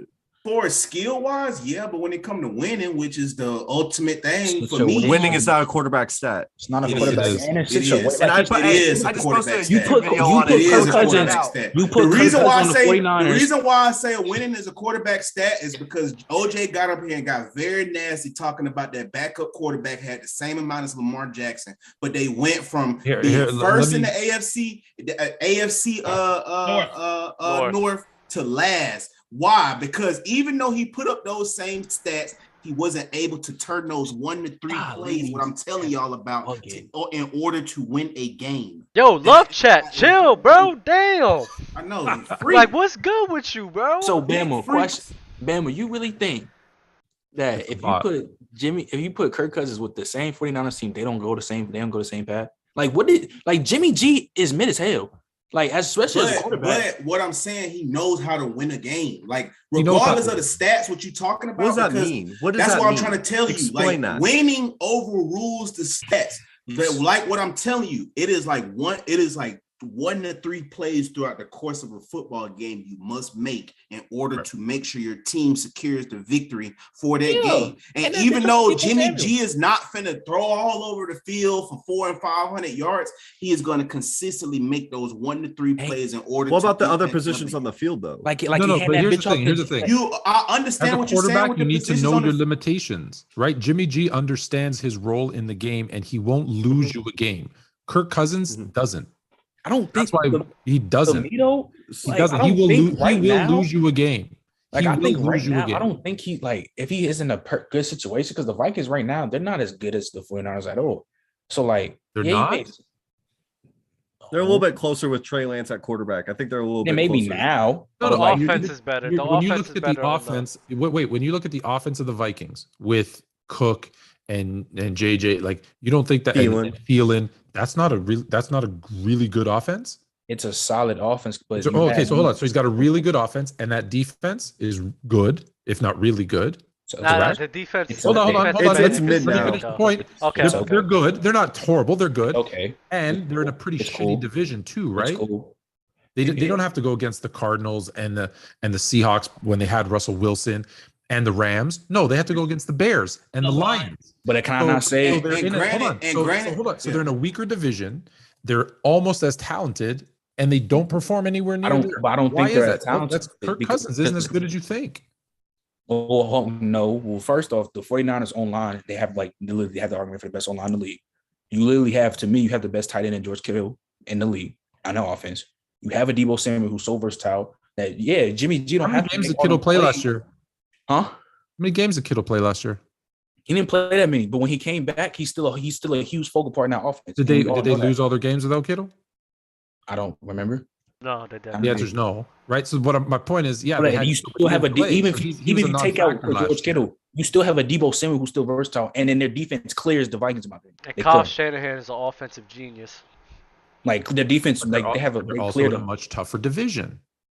Yeah, but I'm saying Kirk Cousins done to make. But if Kyle Shanahan was so much of an offensive genius, why he just didn't plug Trey Lance into the offense right away? Since Jimmy G is just so mid tier, I just would have went ahead and went with, based off what y'all was saying about Jimmy G. I mean, I just should have went with Trey Lance right off the bat. I think Bama. Let me answer that, Trent. I think the best thing to do for a starting quarterback is to allow him to see how the NFL game is before putting him in a position like that. Because the 49ers right there, they were trying to make a Super Bowl push. And having a rookie quarterback go in and try to make a Super Bowl push is like, that's not, to me, I don't think you should be putting that type of pressure on your rookie QB. So I think that was more of the reason than having Trey Lance there and having Jimmy G there than Trey Lance. We knew Trey Lance wasn't ready when he got drafted. We knew he was a project. And he might never be ready. Well, I think he had breakout candidate for me. I think Trey Lance is good. Right, I'm not the highest on because I like what Asante Samuel said. I mean, I like what Robbie Anderson said. I really feel like it's bad when you take them quarterbacks and start them the first year. I think a lot Aaron of Rodgers, Patrick Mahomes, both did the same thing. It's a lot of quarterbacks who sat and waited their turn, and then when they got in, it was good. Even the ones that started as rookies, I would bet money they would have been better if they got to sit behind someone for a year or two. Because when you look at the guys that did get to sit, especially depending who they sit behind, I'm telling you, Patrick Mahomes, look, he still would have been great eventually.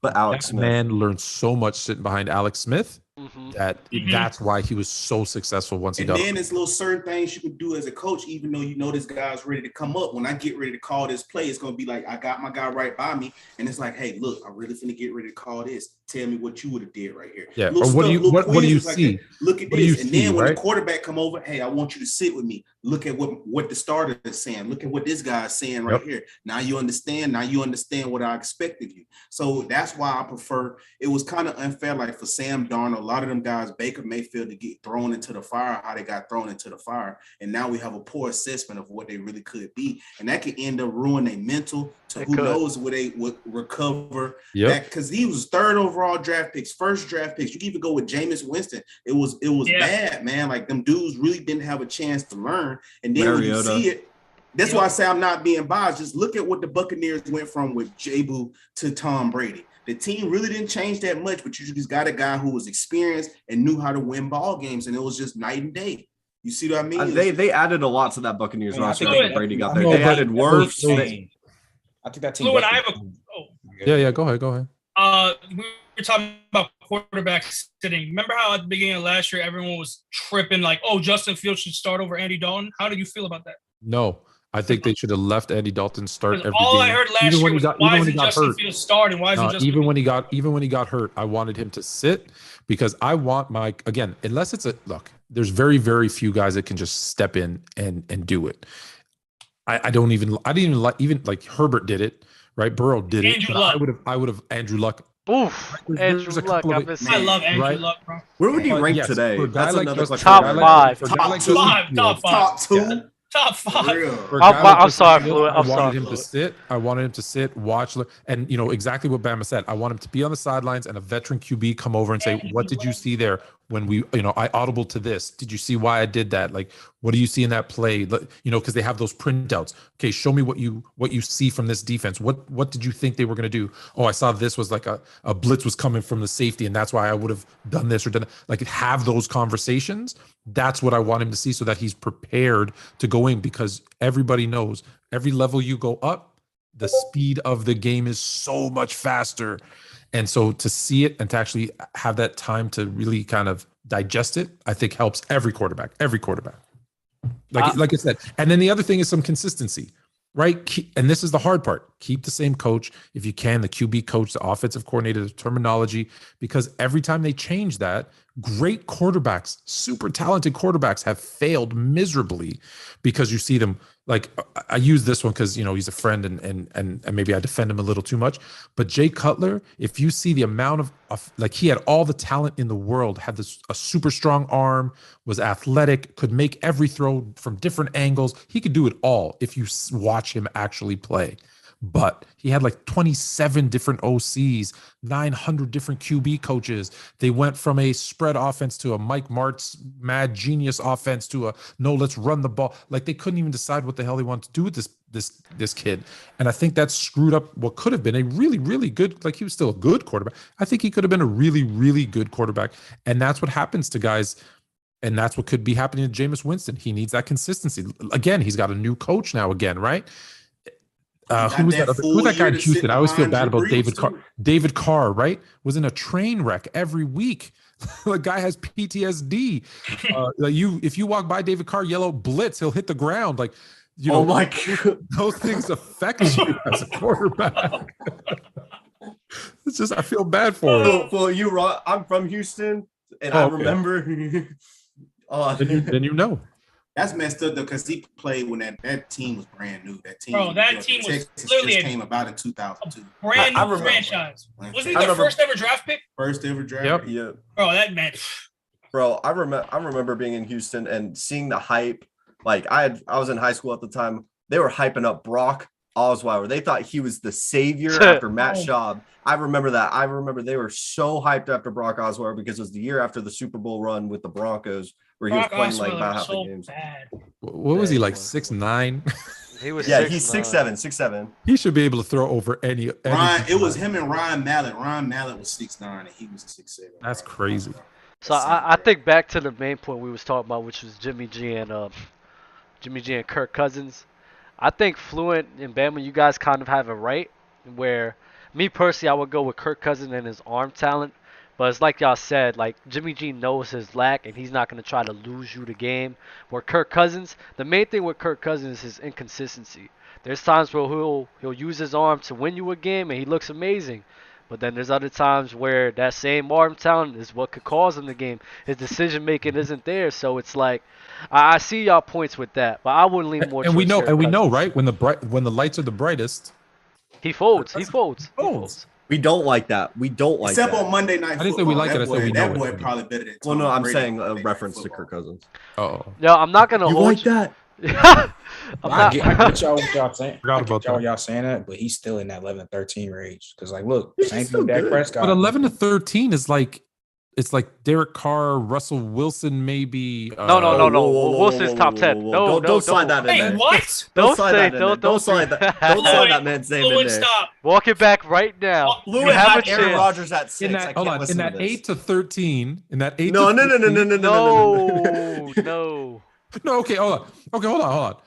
We know the top ones, right? The Mahomes, the Josh Allens, the Aaron Russell Wilson. Russell Wilson. Thank you, man. I don't have Wilson as high as you. Joe Burrow. And then you got Rodgers at 6. You had Joe Burrow. You had Aaron Rodgers at Lamar 6. Jackson. I can't hear Aaron Rodgers at 6. Okay. Then you got Russell Wilson. Okay, I'll give you the top 10. Deshaun Watson. So then you got Kyler Murray, Derek Carr, Matt Ryan. Like Matt Ryan. Yeah, I think Matt Ryan's better than Kirk Cousins.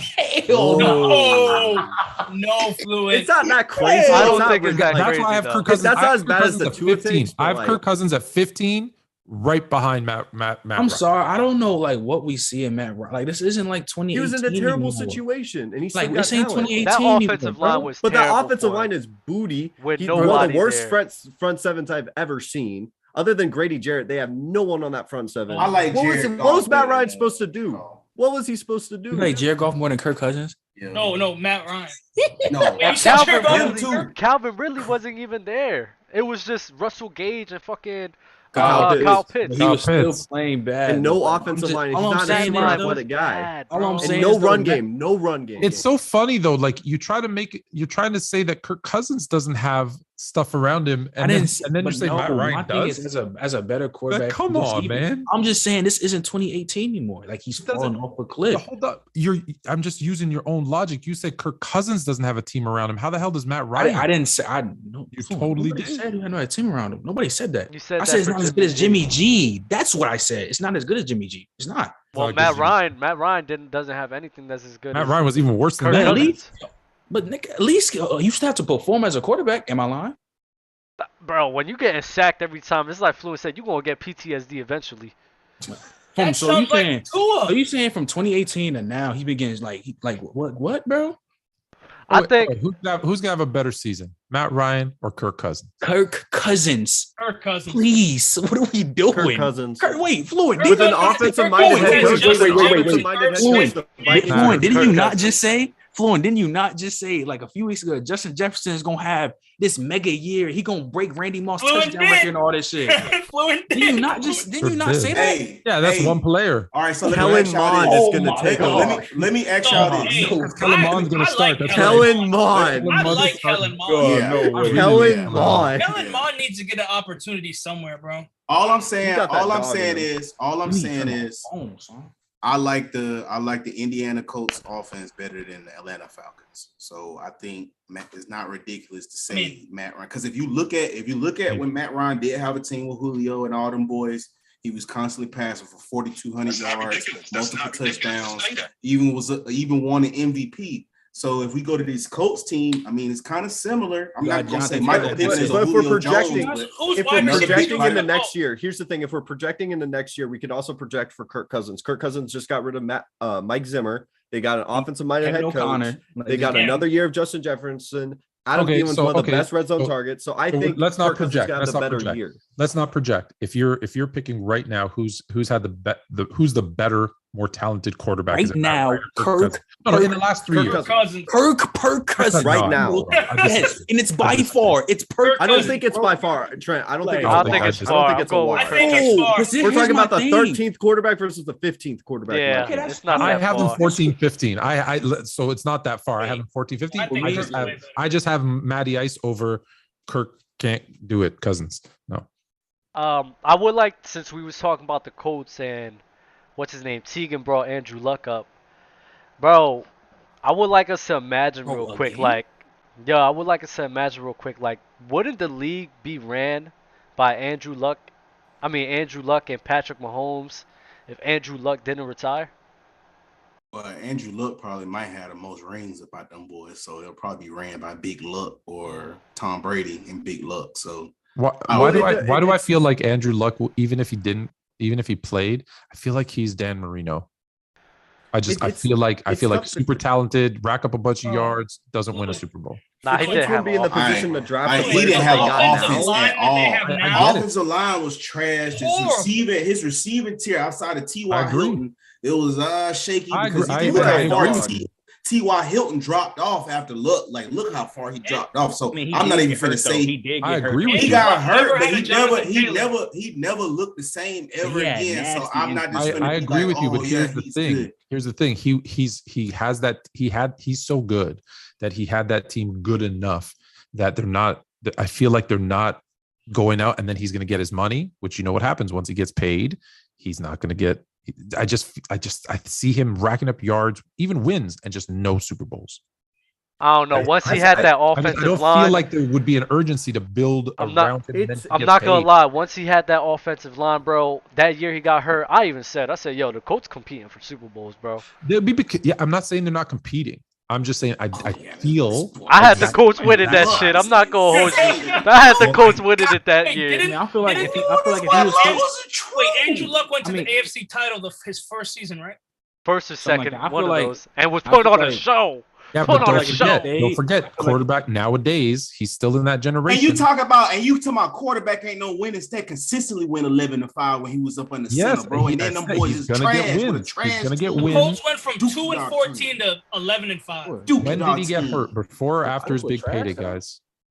I don't know. He went. I know it's 2015 when he got hurt. I got one thing to say about the wins thing, and I made a whole 20-minute YouTube video on this. I said, wins are not a quarterback stat, and quarterbacks can affect winning the most on a football field.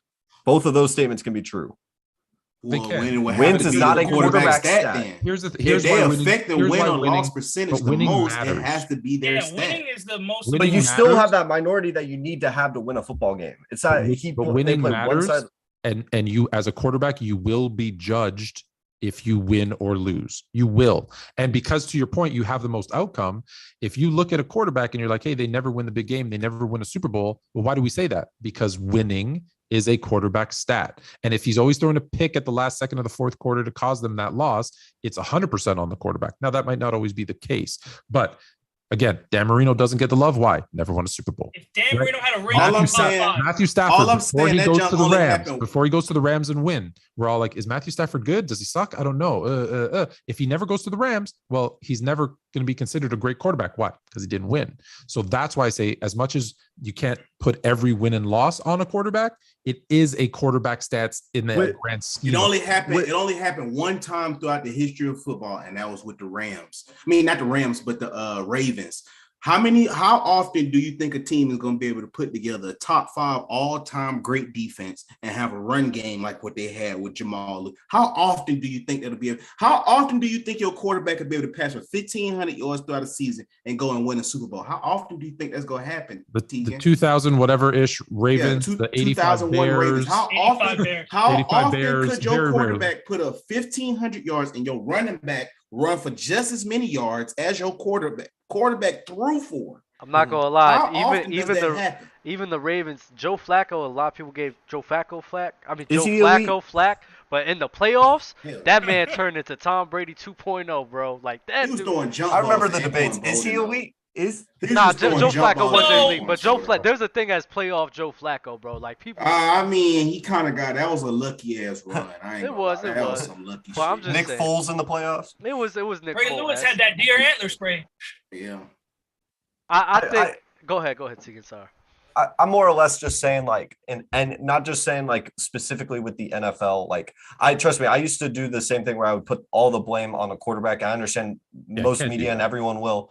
I'm starting to drift away from that because I feel like, he threw the game. He touches the ball practically every single time on the offensive side of the ball, but the defense is another dynamic of the football game. The Packers versus Niners, they wouldn't won that game if it wasn't for the special teams. Like, there's still other parts of the football game to say that we're going to put all the blame on one position. When we talk about other positions on the field, like a wide receiver, we never mention record. We don't mention any of that kind of stuff.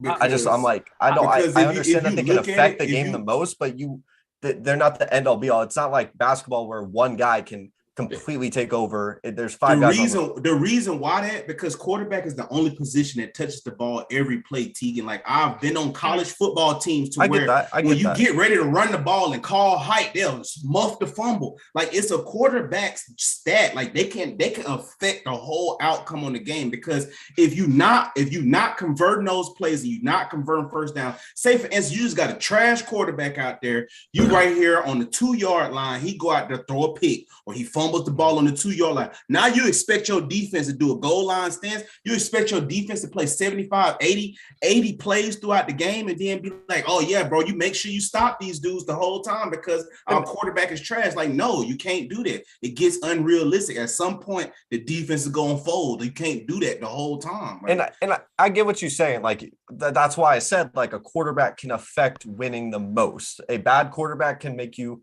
just that floor drops. A good quarterback can make that floor jump, but it's not the end all be all. And that's why I don't just give that one position a record when talking about them. It's not, they don't own it alone, but I want to go back to the Andrew Luck thing, because I'd asked you guys a question. So Andrew Luck, when he was making $4 million a year, rookie deal, 11-5. Okay. He gets hurt. He only plays 7 games. They go 2-5. He gets his 24 million or whatever, 24.4 million. They go 8-7, 10-6. Why I say he's going to put up numbers, get you those wins, but not win a Super Bowl is because at that point he was going to be, had he not gotten hurt and not retired, right? He would have been one of, if not the highest paid quarterback. And we already established the highest paid quarterback does not win Super Bowls. That's why. I hate to say it. I think Luck might have been that quarterback. Maybe. If Andrew Luck was on the coast last year, how far do they go? They lose in the AFC Championship. Nah, they win the chip. Get the hell out of here, bro. I don't know. I don't know if they win the chip.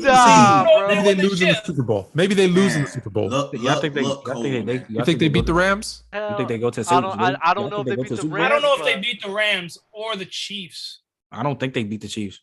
I don't know. That's going to be a fight, because I think he did beat the Chiefs in the playoffs.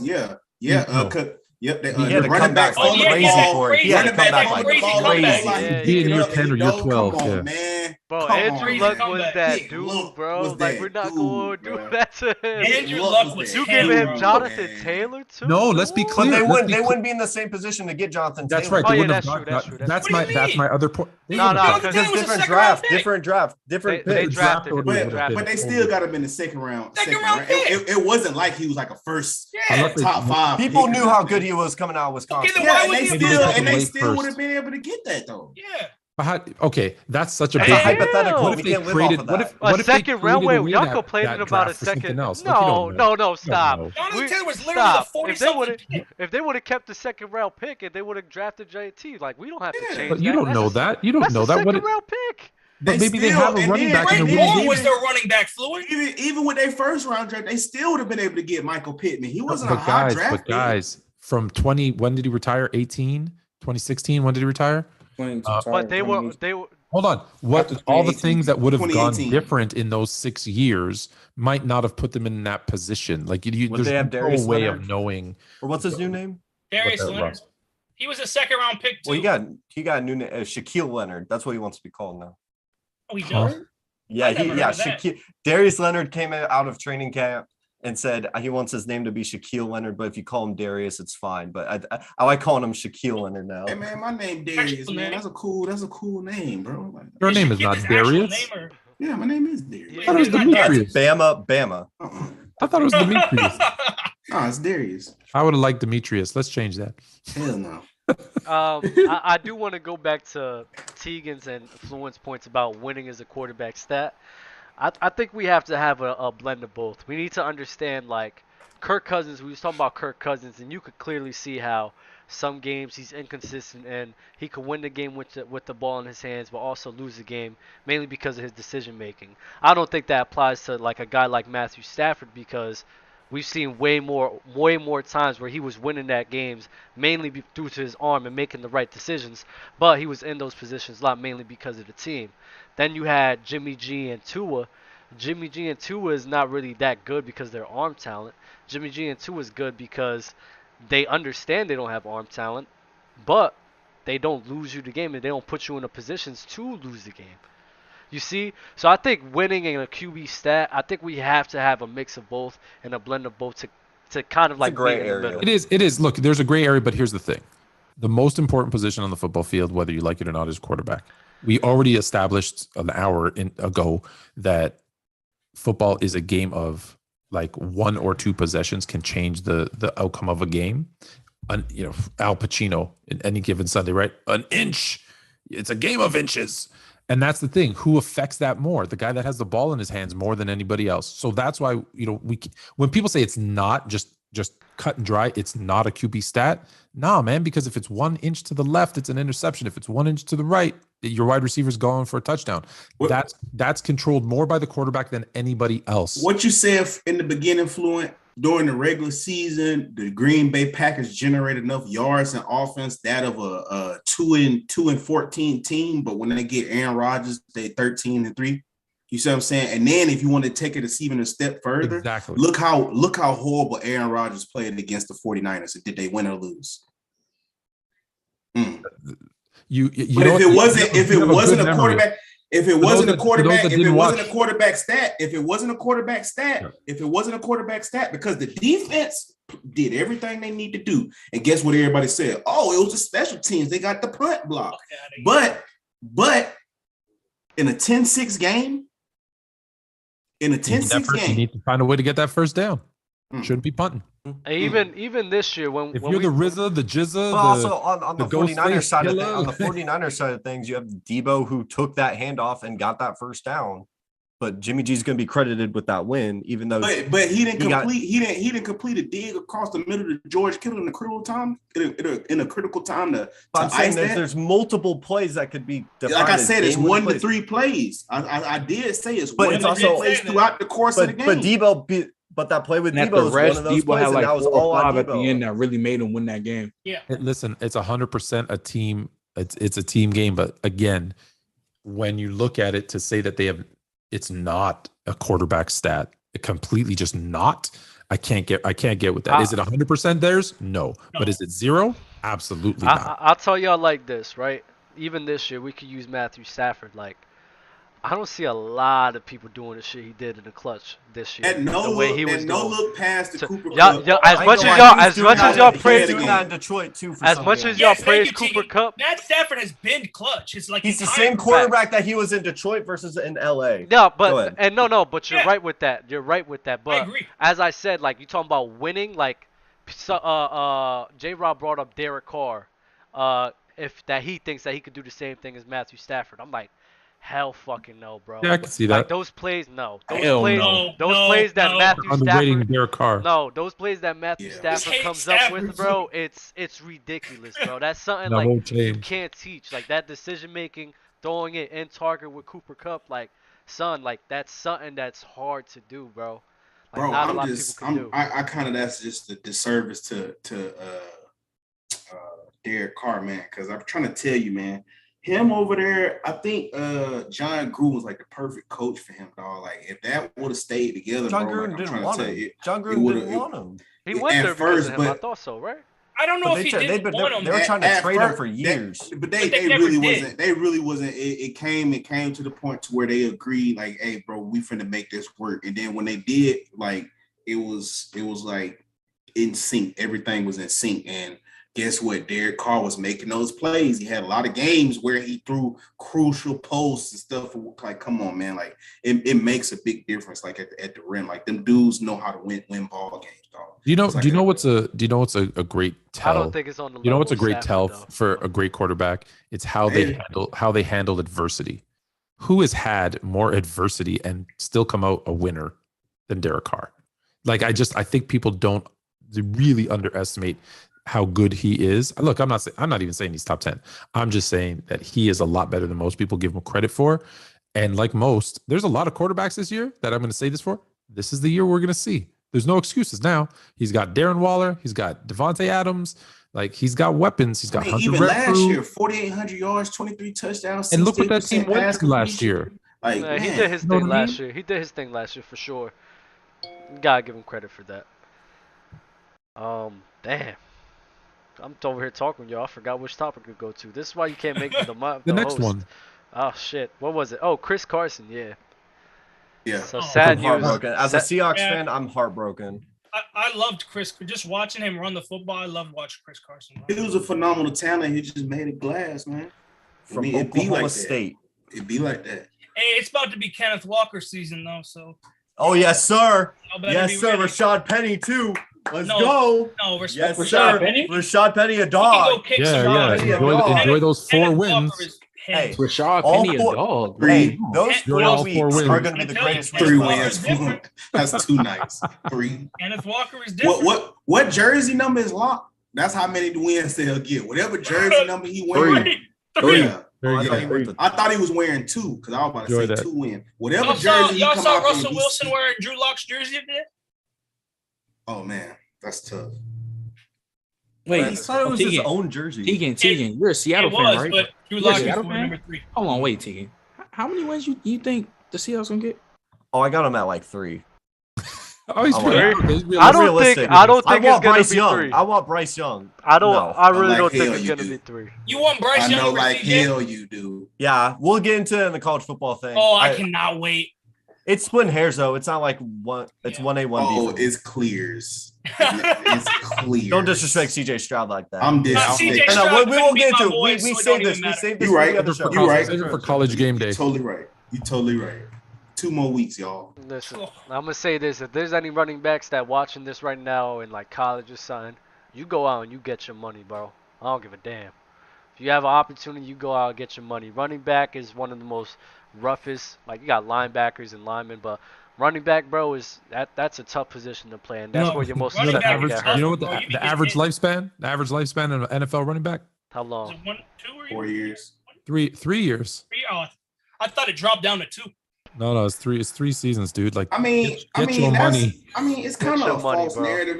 That's just what they do, man. And then I don't like how they're starting to do that running back by committee. Like they do these little things to try to devalue the running back position. That's why I'm look so at the Super happy Bowl for winners. guys like for Derrick Henry and stuff. I feel like the running back guy committee actually hurts them. I feel like they're less durable because look at the previous Super Bowl winners. I look at it like baseball. I look at it like baseball. I don't think brought they're in all these durable. relief pitchers, like they have 14 different kind of pitchers, and now no one pitches in a complete game anymore. And it's because they don't train that way. They don't feel that they need to. And it's like the running back. They're not a workhorse, so they don't train like a workhorse. They don't train to get 30 carries a game or whatever that number is. And I think it hurts them. I feel like they need to go back to that, and it'll bring. I don't know. I feel like we undervalue running backs so much, and they're so. It's gone too far. Every aspect. But just the way football is being played, like they're just throwing the ball so much more. Like in the 2000s, me and Trent already talked about this. The 2000s running backs were so damn loaded. There were so many running backs, but the game has just changed so much that they're just devaluing the running back. Which is crazy because a running back, just look at their value. because people forget they're not just running the ball. They're also picking up the blitz. They're also, coming out of the backfield blocking now. Right? Yeah. They're blocking. They're doing Ezekiel Elliott. that if you have a guy who knows I'm going to be in there every down, like it changes the complexity. And you get more of a flow for a game. Like one thing I will say that, and that's from experience. Yeah. The more and more carries you get, people think that wears the running back down. If anything, that makes it wears better. down the defense. It wears down the defense because like how a running back thinking, he just thinking like, oh, I'm a bust one. I'm gonna bust this next one. And he running like that. He running hard, like, oh, this is the one I bust. And that wears the defense down. And what that also does, that controls the game. That keep the defense on the field. Imagine if you got the number one defense. That's why Alabama was so good at all them years. That even go back to 2001 Ravens just to keep it NFL. Jamal Lewis was running the ball at an efficient rate. A different NFL. That's 20 years ago. No, but still, Derrick Henry, right? Yeah, Derrick Henry will beat you up for 3 quarters where he's getting 3 yards, 5 yards, 3 yards, 1 yard, 2 yards. And then what happens in the fourth quarter? Boom, 60. Why? Because the defense got their hands on their hips, they're breathing heavy, and he just breaks one. And he won another one. And I agree to that. Because when you get those like top 1 guys, top 3 guys, like that can really carry an offense, which is like a 1%er, right? With Derrick Henry, you could say Jonathan Taylor this year, even though Carson Wentz choked against. What my point is, I think that they're creating this, that we don't have enough workhorse running back because they all want to do it by committee. I feel like if they said, hey, we want a number 1 running back and this is what you're going to do, I feel like we'd see more of them because there's players now who like could be that workhorse running back and they're like, well, I don't want to be a committee running back. Let me go play wide receiver. Let me go play safety. Let me go do something else because I don't want to be that. I mean, Debo doesn't want to be anything on running back anymore. Yeah, what's it called? He never played that. That's what I'm telling you. They making him do something. He's just an athletic specimen. I don't think y'all really know who Debo is, but I was in South Carolina during that time. That dude is a athletic specimen. Like he's not from this planet, bro. So yeah, you can easily be like, oh yeah, bro, he go 30, 40 carries, bro, do something, and he gonna do something with it. But for the most part, he is a phenomenal receiver, bro, and we need to respect him as such. Like that running back stuff he do, like, yeah, that's just like a bonus. Like that's like a, I don't know, a cherry on top. Maybe if they paid running backs and they had featured backs and their average lifespan was 7 years instead of 3, and they got their money, maybe Debo would say, hey, you know what? As when he was coming, he said, hey, I just think Debo wants out. Debo just doesn't want to. Yeah, he don't like that. I mean, he never was a running back. He never ran the ball like that. Like never, ever. Would you guys consider Naji Harris like a Derrick Henry, Jonathan Taylor type? Oh yeah, he can do it this year.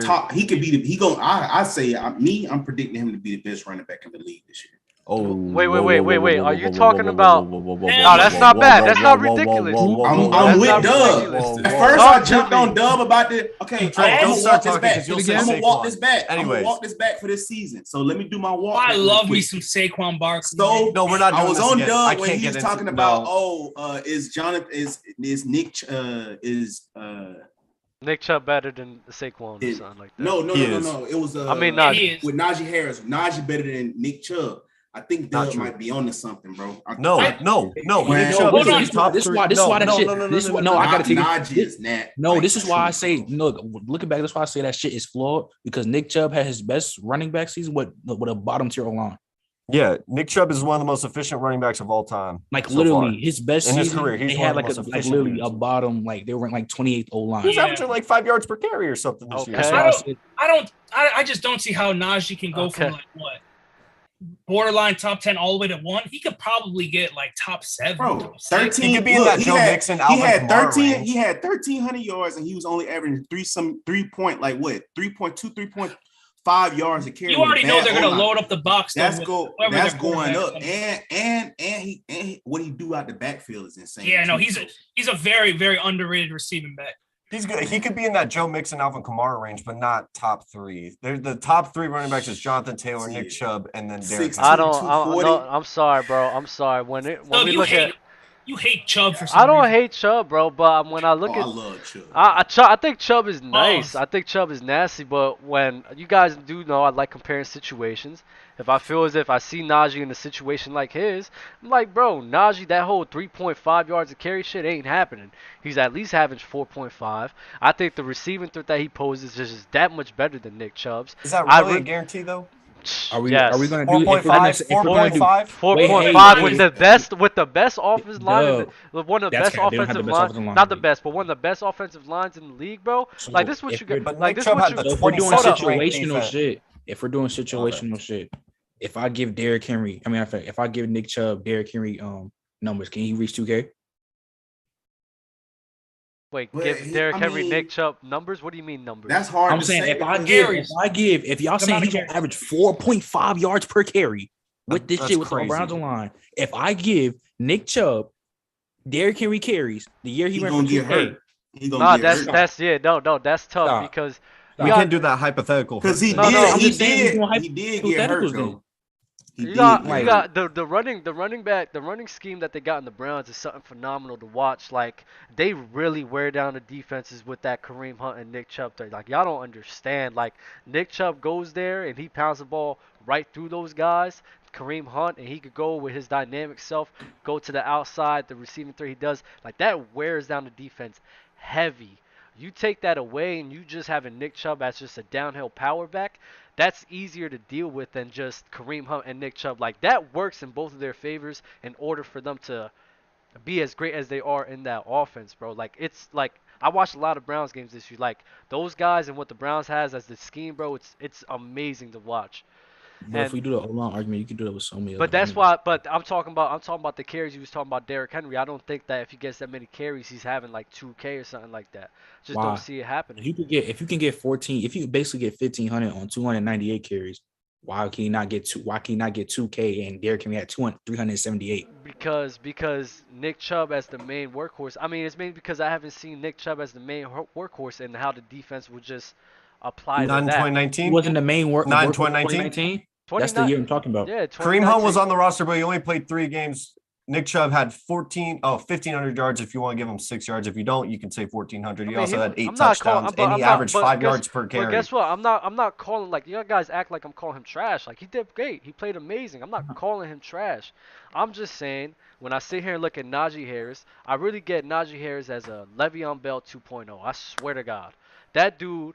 His patience, that's projecting his like vision, crazy. It's not projecting. I think Naji Harris his patience, his vision. How's that not projecting though? How it's not projecting, bro. Look at the numbers even from last year. Are you just basing off of just last year only and not what he could do next? I'm looking at Naji Harris as a running back. He shows the same characteristics as Le'Veon Bell. He has the patience. He waits for the hole to open. Then he chooses it. He lacks in explosiveness, yes, but the passing threat that he has is very similar to Le'Veon Bell, bro. Me saying that, I'm comparing to Le'Veon Bell because that's exactly who I see, bro.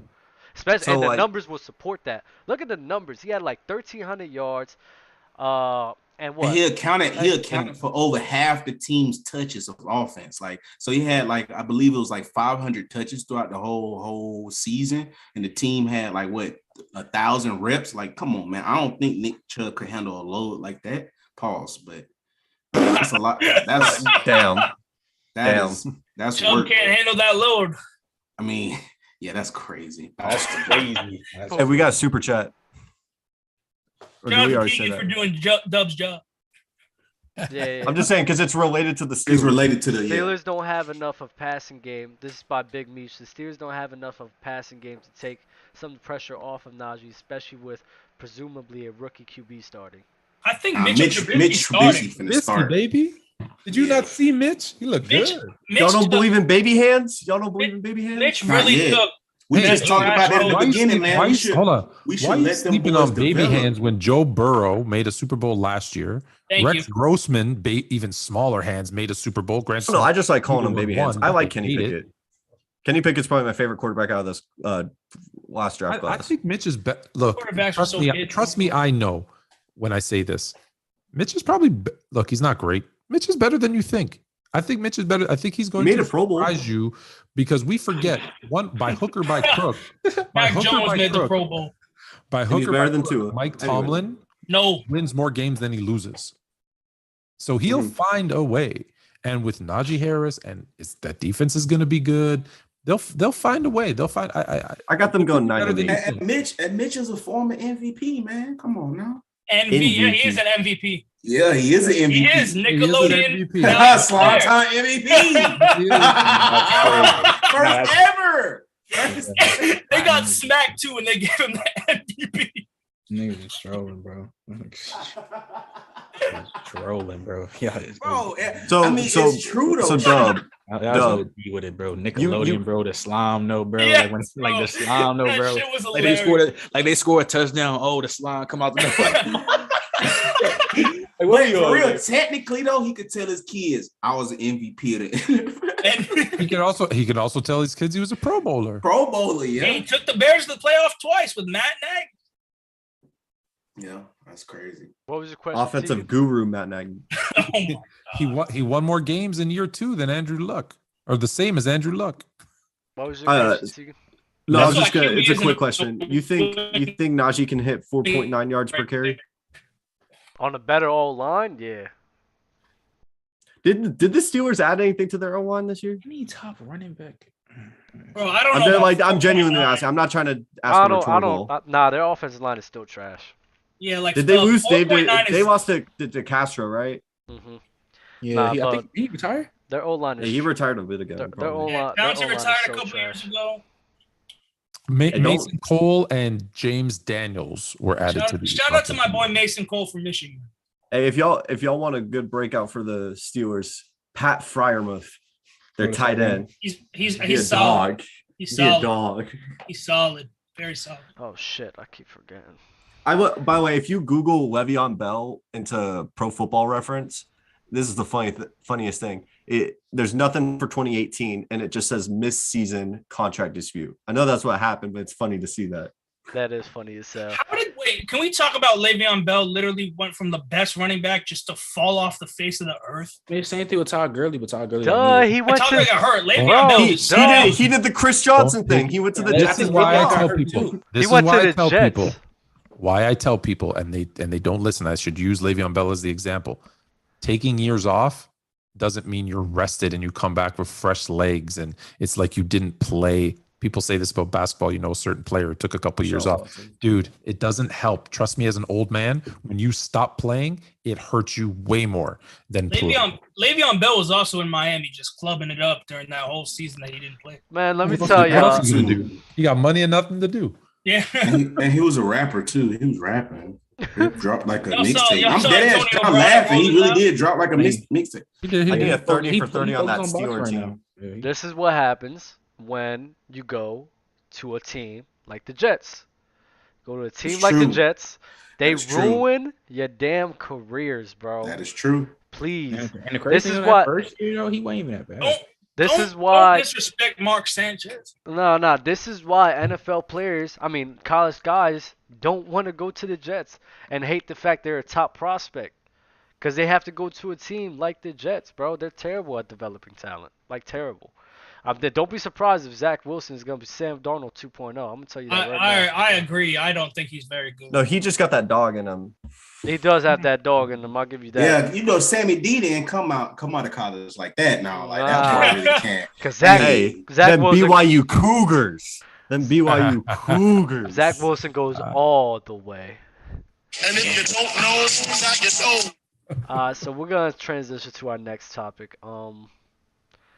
Bill Belichick. No. We're not going to get into that. Trey Lance named starting quarterback for the 49ers. How do you guys feel about that? Trey was talking about that. I think I'm glad. Hey, Trey area. All Trey Lance has to do is just play decent. I feel like they're still gonna be in the same spot. You just don't turn the ball over.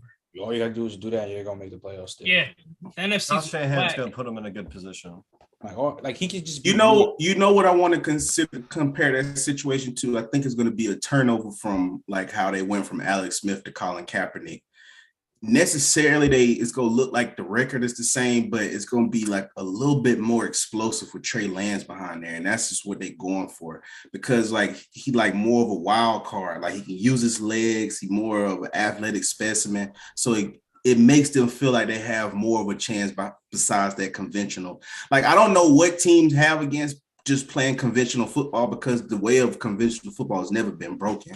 It got 7 rings. Tom Brady plays conventional football, but they like to be innovative and sell tickets almost. I think they more so in it for the money than anything. So that's why I feel like that's why it's more easier to go with somebody like Trey Lance, because if you look at his upside and if you look at his athletic skill set, his league's better than Jimmy G. You know what you're going to get with Jimmy G. Talent-wise, where would you rank Trey Lance talent-wise? Like, you know how we said Kyler's top 5? I don't know. It's hard to say, man, because he came from because I put him in Trevor Lawrence top 15. School. FCS. Are you guys done being? Are you guys done being wrong yet?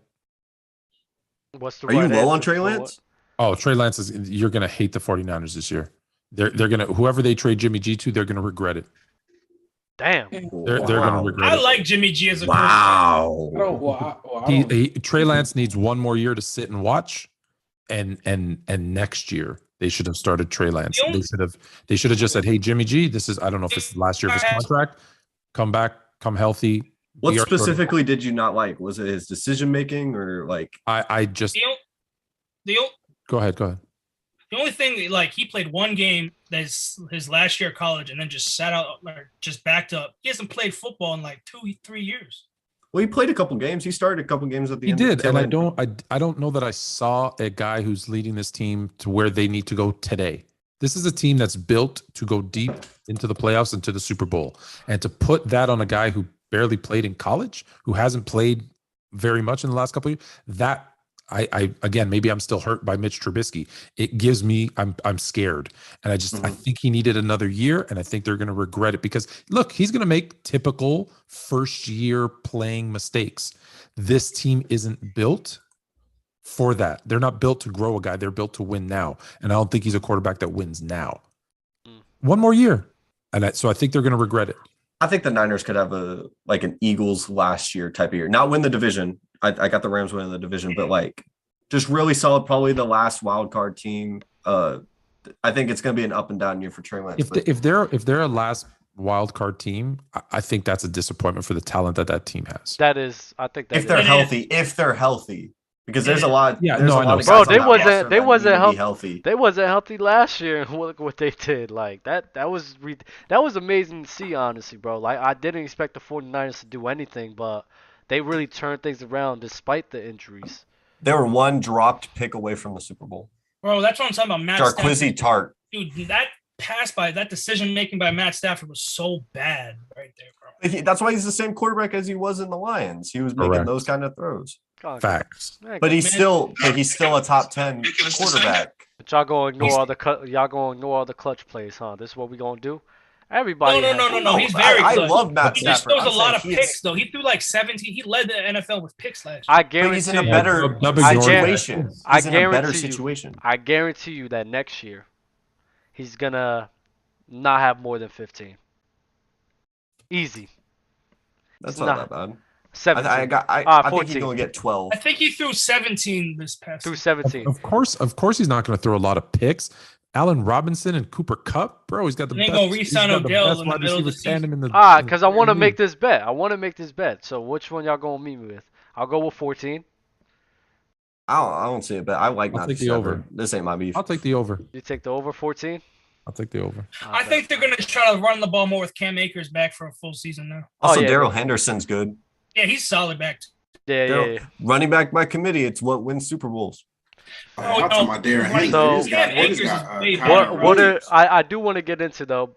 I'm not want to get thrown off by Matthew Stafford. What are y'all predictions for the Niners this year? They finished second in division still. Yes, second. Oh, Cardinals or 49ers? 8-9. Oh, 49ers. Out of the playoffs. That's right. 10-7. D-Hops. Yeah, 10-7. Maybe 10-7 feels good. To me, last wild card spot. To me, they make the playoffs still. I think they're making the playoffs. Trey Lance. They should make the playoffs. Trey Lance can just be. I think he can just be mid, and they make the playoffs. So 8-9 out of the playoffs. I think they clear the Cardinals. Am I crazy for that? No. I think they clear the Cardinals. I don't know clear, but like I think if they keep Debo, because Brandon Ayuk is a dog, George Kittle's a dog. That running game's going to be solid even without Mike McDaniels. That defense is 10 times better than the Cardinals. It doesn't matter who the running back for the 49ers is, man. They're going to run it. Who's that guy that was really good in fantasy? I forget his name. Elijah Mitchell. Elijah Mitchell. It's gonna be a different guy this year. It might be Trey Sermon from Ohio State. Elijah Mitchell was nice. I like watching him run. But they rotate him. They have not had the same leading rusher for the past, I think, 6 years. Yeah, they've had a different guy. You want to know how I know Sermon actually will have a big year this year? Because I had him sitting on my bench last year in fantasy, and I'm always a year too early. So this year will be his breakout year. Fucker. Sorry. The last question I'll ask, and it will be the last question today because it is getting late. What does this mean for Jimmy G? I think J-Rob is right. I think Jimmy G is going to be a Seattle Seahawk, bro. Please no. Not if the Seattle Seahawks want Bryce Young. No, sir. He will save a franchise and squeeze them into the wild card race in the NFC East. He will be a New York Giant. Bro, what? Yeah, you heard it here first, bro. He's gonna broke as a joke. We know Jimmy G. Dude, it's way better than Daniel Jones. Will win more games than Danny can't throw dimes. Trust me. Stop. I'm not gonna lie, man. Like, this is what I'll be saying. Hold on, bro. I'll be dragging the Benny down. This shit is so aggravating. Like, why do y'all drag this shit with Daniel Jones? Like, we talk about this shit with Tua and all these situations. Daniel Jones hasn't played with a full fucking roster since his rookie year, bro. Like, why do we do this? The dude had an special team reserves as our starting receivers mid-season, and then at the end of the season, he got his head knocked loose. The dude looking like noodles on the field. Dude had an open TD and fell. That's all we need to know about him. Who cares about that? No, you remember that because I think that was Dub, you know the thing though? It was worse thing about that? Dub, he tore his hamstring while doing that. That's what he really? That's what he gets. He tore his hamstring. I mean, no, it's not what he gets. Let me not trash talk too much. What did Daniel Jones show you that showed superstar star? I didn't say superstar. Or Kirk Cousins level good. He got a chance. Here's the thing though, he don't have to be that. All I'm saying, he got Brian Daboll now. Hear me out real quick. Just hear me out real quick. He has a chance to develop the intangibles because he's like a adopted son of the Mannings. So if you think that dude don't go down there and train with Eli Manning and pick Peyton Manning's brain all the time, you losing it. Now, if we want to go back to the physical parts, how everybody love to ride Patrick Mahomes and all that off the physical. This dude is 6'5", 6'6" quarterback, bro. I'm not just gonna sit there. And he got a cannon for an arm now. Like, so we not just finna write him off. Just yes. What? Yes. Daniel Jones doesn't have a cannon now. Don't say cannon. Hold on. I remember back a few weeks ago, maybe a few months ago, Trent was making a big deal about look at his TD to interception ratio. For the last 2 years, Daniel Jones about 1-to-1. Yeah, so why is that not an issue for you? For him, but it is for every other quarterback. I just said, Fluent. I literally just said. I wasn't we listening. talk about situational football. Because if you look at Tua shit, that shit look mid as hell. But again, we talk about situational football. Who's he throwing the ball to? So what the fuck is it? So who the fuck was Daniel Jones throwing the ball? Why are you so mad? I'm giving you Jimmy G and putting you in the wild card. You should be Kadarius Toney and Kenny Galladay. Kenny Galladay was looking like ass this year. And Kadarius Toney didn't. And Ingram can't catch shit. Bro, you talking about that offensive coordinator who ran quarterback sneak on even before that was crazy. So what are we doing? Y'all keep the same answer for two, but look what Dable did for Josh Allen. Look what Dable did for Josh Allen for career. But Dable picked Josh Allen. He didn't pick Daniel Jones. It don't matter. It's not his guy. That matters. Much like Miami. What if Dable goes in there and says, "I'm not a Daniel Jones guy. We want him out of here." They would have been traded. It's not his guy. It's the same thing with Mike McDaniel. He comes in a year later and says it wasn't my guy. They would have traded his ass a long time. We would have been traded him. We would have been. What's the market for Daniel? Well, hey, hold on. You never know. He might still think that and say, "Hey, I'm just gonna wait and see if Jimmy G's healthy. Bring him in. He's gonna be my gap quarterback until Daniel Jones would be a good backup behind Trey." Because here's the thing: say what you want about Jimmy G, he wins games. And what does Dable want to do? Win games. Oh, he can't win with the Giants. Saquon. He can't win with the Giants. Saquon gonna ball up. Why? What's wrong with the rest of the Giants? I don't see it. Me personally, I have us finishing second division, but I have us getting 7-8 wins. Jimmy G's not gonna turn that shit around like that. For him to go on the Giants, he has to make super winning plays. He doesn't do that shit like that on the 49ers. In the predictions, you had him first. No, I had him second. No, you had him second. Okay, that's crazy still. It's not. You said the Jags can't beat the what's the name like off pure recency bias and shit. Let's not do that, Tegan. You said we haven't finished the same amount of wins as your damn Seahawks. That's crazy. You said exactly. Bottom 5. That's all I need. Right, come on, let's not do that, Tegan. Are Daniel Jones and Tua not in the same tier? With Daniel Jones, they're last in their division. With Jimmy G, they're second in the division. That's the difference Jimmy G will bring to them. All right, I think that's a good spot to end it on. Danny Dom. Anybody? Hey. Itches in my old phone. I know. Why do you think you can sing, Dub? I mean, I was meaning to. No one answered me when I said that in the chat in Players' Choice Basketball earlier today. What happened? Why do you? Who told you could sing? I don't even think I could sing. I just like singing. I don't give a damn. Ben, to answer your question, like barring injury or even then, but yeah, he'd be out. Hey, but that's a win healthy to list with me. Oh, if Saquon gets hurt again this year, you gotta move on. No, don't say that, bro. But I hope people keep saying Manji with CMC though. That's all I want. If CMC gets hurt this year, he needs to be gone too. Absolutely, absolutely. He really is though. So listen, CMC is not like that much better than Saquon. Yo, Trent, we're not gonna have this CMC talk. I know you love it. I know you love the CMC I don't love talk. it. I hate talking about that.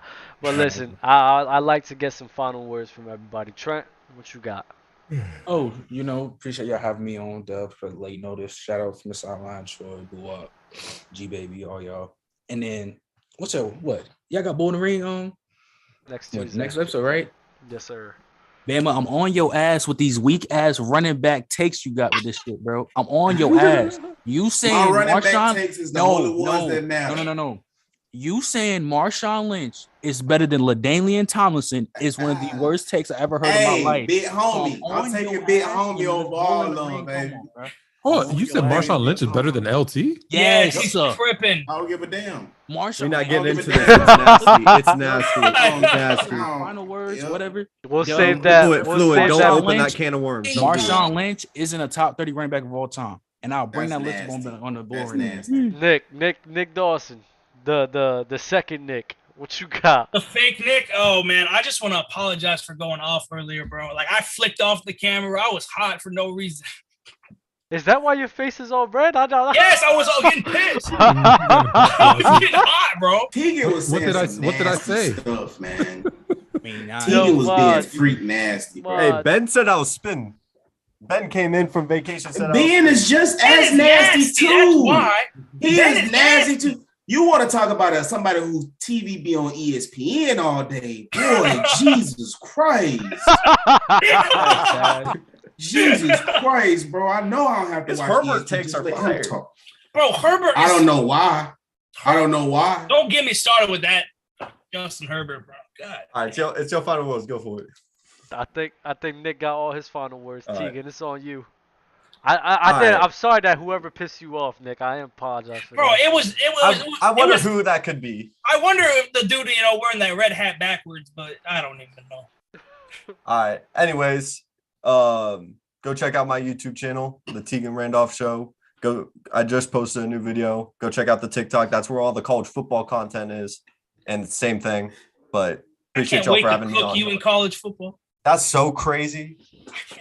I think the guests again be ready for college football, gridiron, and for what they bring. You'll have Tegan, Nick, and Bama there who gonna be spearheading it.